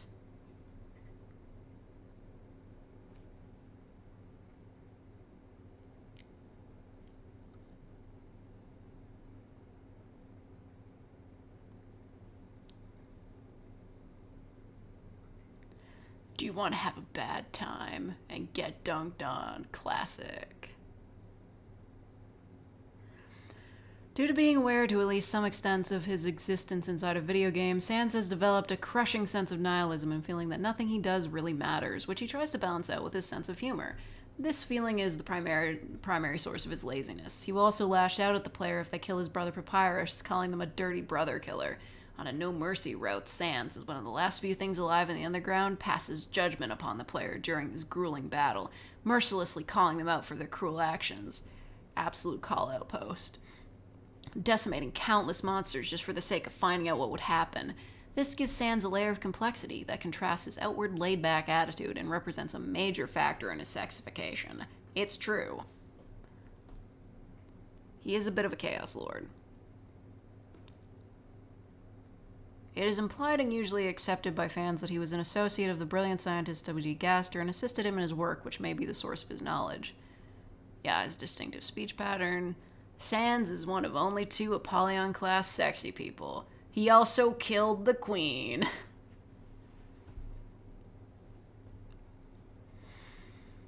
Undertale gained a massive popularity after it was released in September of 2015, and Sans was the most popular character among fans, so he had more fan art than everyone else, and so he was the one who gained infamy for being lusted after, despite not necessarily being the most popular in that department specifically. Here are many... they forgot the T. There are many AUs for Undertale, most of which have alternative designs for the characters. I will never forget Outer Tail. I gotta commission the person who made Outer Tail to make like an Outer Tailified version of me, because that entire AU was the drip. Seriously, you're going in timeout for that. I'm trying to read shit here. Anyway, most of which have alternate designs for the characters, but there are many who focus solely on Sans, and sometimes his brother Papyrus. Ships between different Sanses are referred to as Sancest. He really does have Onceler in his bones. I will make an attempt to list the most popular Sanses here. However, there is a wiki with nearly 2,000 pages cataloging aspects of Undertale AUs. I also did a live stream on that. It was 3 hours long. So is this one. I should stop reading wiki pages.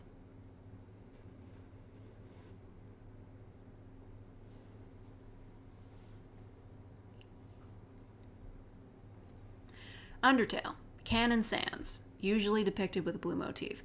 Underfell, oh boy. I'm glad they're giving us the condensed version, because we really could be here all day with these. An AU where the characters are more hostile and bitter than they are in canon. Designs have a lot more red and sharp edges, Sans being no exception. Notably, he has shark teeth and a gold tooth, and a red motif. Undertale Sans X Underfell Sans is the most popular Sans ship, and its unique ship name is Custard. Right. I forgot about that. It's because Underfell Sans drinks mustard, and Undertale Sans drinks ketchup. It's not a bad ship name.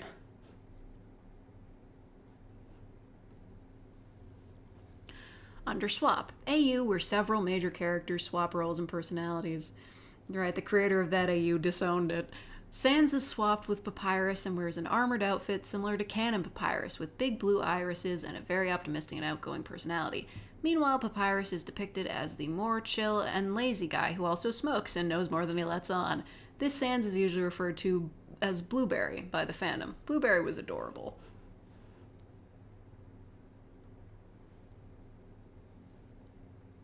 Having so many flashbacks, yeah, me too. Swapfell, mishmash of the previous two, with an edgy bitterness being added onto a role swap. Basically a fell version of Underswap, Sans is depicted like a loud villainous bastard delighting in violence. This Sans is often depicted with a purple motif. Right.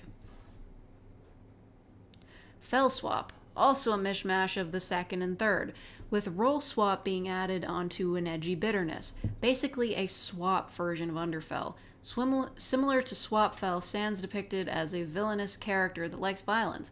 This Sans is usually drawn with a red motif. I'm trying to remember these. Those Swapfell and Fell Swap really made things confusing for me. They shipped the boy Sans? What, you mean Blueberry? They absolutely did that. Couldn't stop them. Horror Tale, I remember that one. Angsty aftermath AU of the Queen Undyne neutral ending. Sans has a huge hole in his skull and one glowing red eye. He's very jaded and only cares about Papyrus. I remember that. Reaper Tale, an AU where everyone is a Greek god / goddess. Why is chat flickering over there? Stop that. Okay. In this AU, Sans is the god of death and is often shipped with Aftertale Sans. Who the fuck is Aftertale Sans? I don't even see it on this list. Jesus. Dreamtale. A slightly different AU where instead of taking place in the underground, the story is presumed to be on the surface, and there are two Sanses, one being the guardian of positivity and one being the guardian of negativity. Dream Sans, the guardian of positivity, is the protagonist of this AU. Nightmare Sans, the guardian of negativity, is the antagonist of this AU. Dream Sans has a mainly yellow outfit, and Nightmare Sans is dark and goopy and has a mainly black outfit. That's lame as hell. The guardian of positivity should be Papyrus, and the guardian of negativity should be Sans. That would make more sense. Dusttail. An AU or Frisk repeatedly commits genocide until something is different and Sans remembers every reset. Sans then kills all the characters to gain enough LV to have more determination than Frisk. Sans always covers his face with his hood and his shorts are stained with monster dust. Sans has schizophrenia and often imagines his dead brother is still alive and that he encourages him to keep killing. Dark. Outer Tail. That's one of my favorites. An AU where instead of the underground, it's set in space. The designs are space-inspired, usually utilizing star patterns with a lot of yellow and blue. Sans has the same personality as Canon, but a different aesthetic. Literally, the entire point of Outer Tail was just a space aesthetic. It was just to give everybody cool outfits. It's the best AU.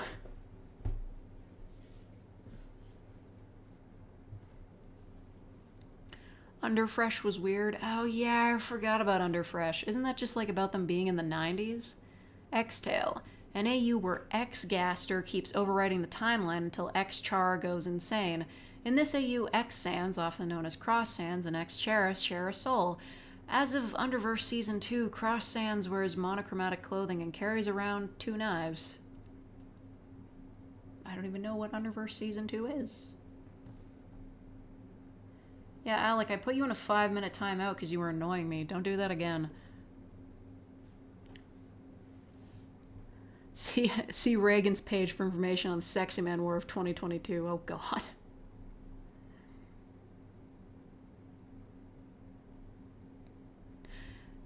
Echo Tail Gaster Sans. A fusion between Sans and Gaster. Tall and skinnier than normal Sans, with cracks above his right eye and below his left eye. Often drawn with more humanoid proportions. Oh yeah, I think I remember that one. They sexy manified him again. Error Sans. A Sans that destroys other AUs to fix glitches in the multiverse. The Sans is easily distinguishable by his black and red instead of white bones. Red eye sockets and blue strings on his face that look like tears. He's often depicted with glitching effects. He can create portals to travel to AUs. Fuck man, that's right. I forgot they made Sans... They made AU Sans to fuck around with the other AU Sans. Also, Error Sans was ugly as hell. He really was.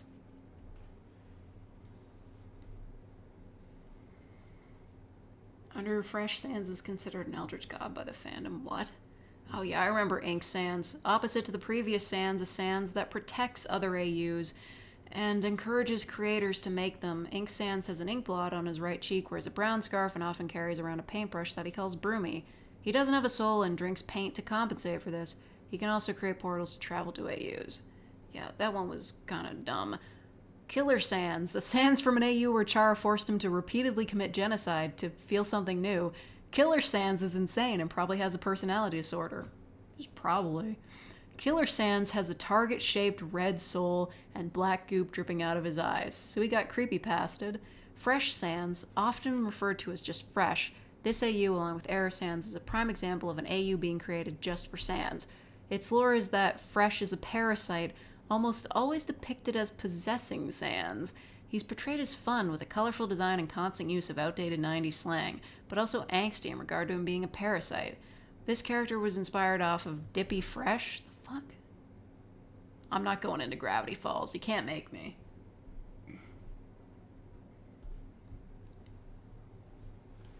Saw the Bad Velma show. I told you not to watch it. Don't give them view time. Where's the Sexy Man War? We gotta read about it. Oh god, it's so long. Somehow winning a lot of anime men tournaments, despite arguably being not qualified. In 2022, he won a Twink Off, where any twit voted on which set of popular anime characters was Supreme Twink. And a week later, he won a similar Dilf Off, drawing attention to the fact that apparently he is simultaneously the Supreme Twink and the Ultimate Dilf, and reigniting controversy over whether or not he even fits either of those descriptions.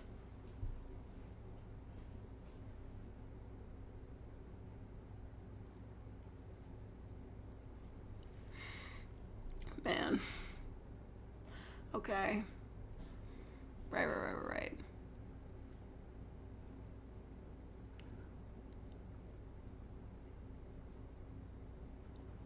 By a margin of 0.1%, Sans finally brought Reagan Sweep to an end. Sans Sweep achieved number 2 on trending as Sans was crowned Tumblr's ultimate sexy man, which he deserves, although it is remarkably impressive that Reagan got so close to beating an Apollyon-class sexy man. Here's a link to all the polls Reagan won during his time in one thread. As if this wasn't crazy enough, there was a reply to the results on Twitter from none other than Toby Fox himself, which is simply a screenshot of a short drabble that he assumedly wrote. Having cheated his way to the last round of the competition, Reagan finds himself face-to-face with Sans, who got there by doing literally nothing. Although Reagan has an early lead, he decides if he wants to cinch this, he's going to have to collude with the competition. He's surprised when Sans, who was entered into the contest unwittingly by his brother, he didn't know what the competition was for, is glad to help him win free of charge. They both run a series of debates where Reagan dismantles Sans by proving how utterly unattractive he is.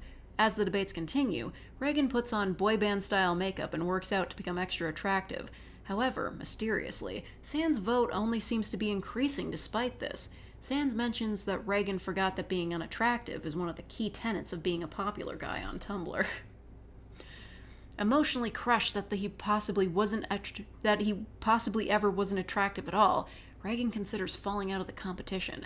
However, he's cheered up by Mob, who says that Reagan should remember what he taught him. He should have confidence regardless of what anyone thinks of him. On the final day of the campaign, Reagan shows up with rings under his eyes, 5 o'clock shadow, and a dad bod. Without saying anything, he takes out a sandwich on stage and stuffs it into his mouth. He follows up with his special attack, putting his fingers in his mouth like that one picture of Peter from Spider-Verse. The audience cheers, and Reagan's pulling makes a massive comeback. In the end, the results are revealed. Sans won by a single vote. Reagan can't believe it. 1 vote? How can he lose by 1 vote? Even that stupid skeleton voted for him. Mob shows up and says offhand that since Tumblr sexy men are unattractive, he wanted Reagan to have self-confidence, not rely on what other people think of him. Therefore, he voted for Sans. Reagan doesn't know how to feel about this. God damn it. Toby Fox out here just writing a banger fucking fanfiction. This is especially notable, considering that Toby Fox generally refrains from making any comment on fandom goings-on. He stayed silent when Megalovania was played by a live band for the Pope, but he chose to respond to a sexy man poll. What a legend. We're gonna end it there. I'm done talking about this. That was a good chat, guys. We're done. That's me.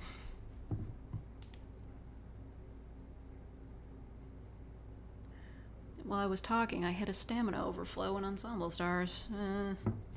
Whatever, the event just ended. We went on another massive deep dive. Yep, I don't know why I keep doing these. He is going to talk about the Pope event. Are you sure? I feel like he would have mentioned that. Yeah. I do need sleep. I gotta prepare for tomorrow. I still haven't written tomorrow's script. Instead, I was writing... I'm gonna be away in February for a few days, so I was writing this 5-part series. It's like a 5-part series about hybrid listener. It'll be fine. Don't start with me, Alex Steele. I will ban you.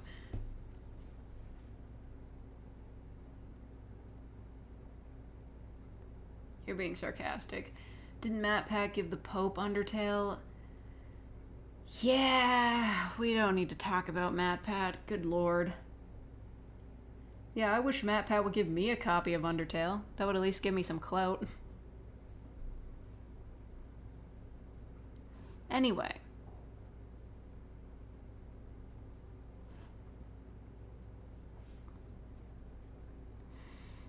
I'm gonna go. I hope you all enjoyed this, those of you who stayed the whole time. I feel really bad for you if you did. So yeah, thank you all for watching. Thank you all for sticking around. Thank you to those who donated and became real fakers.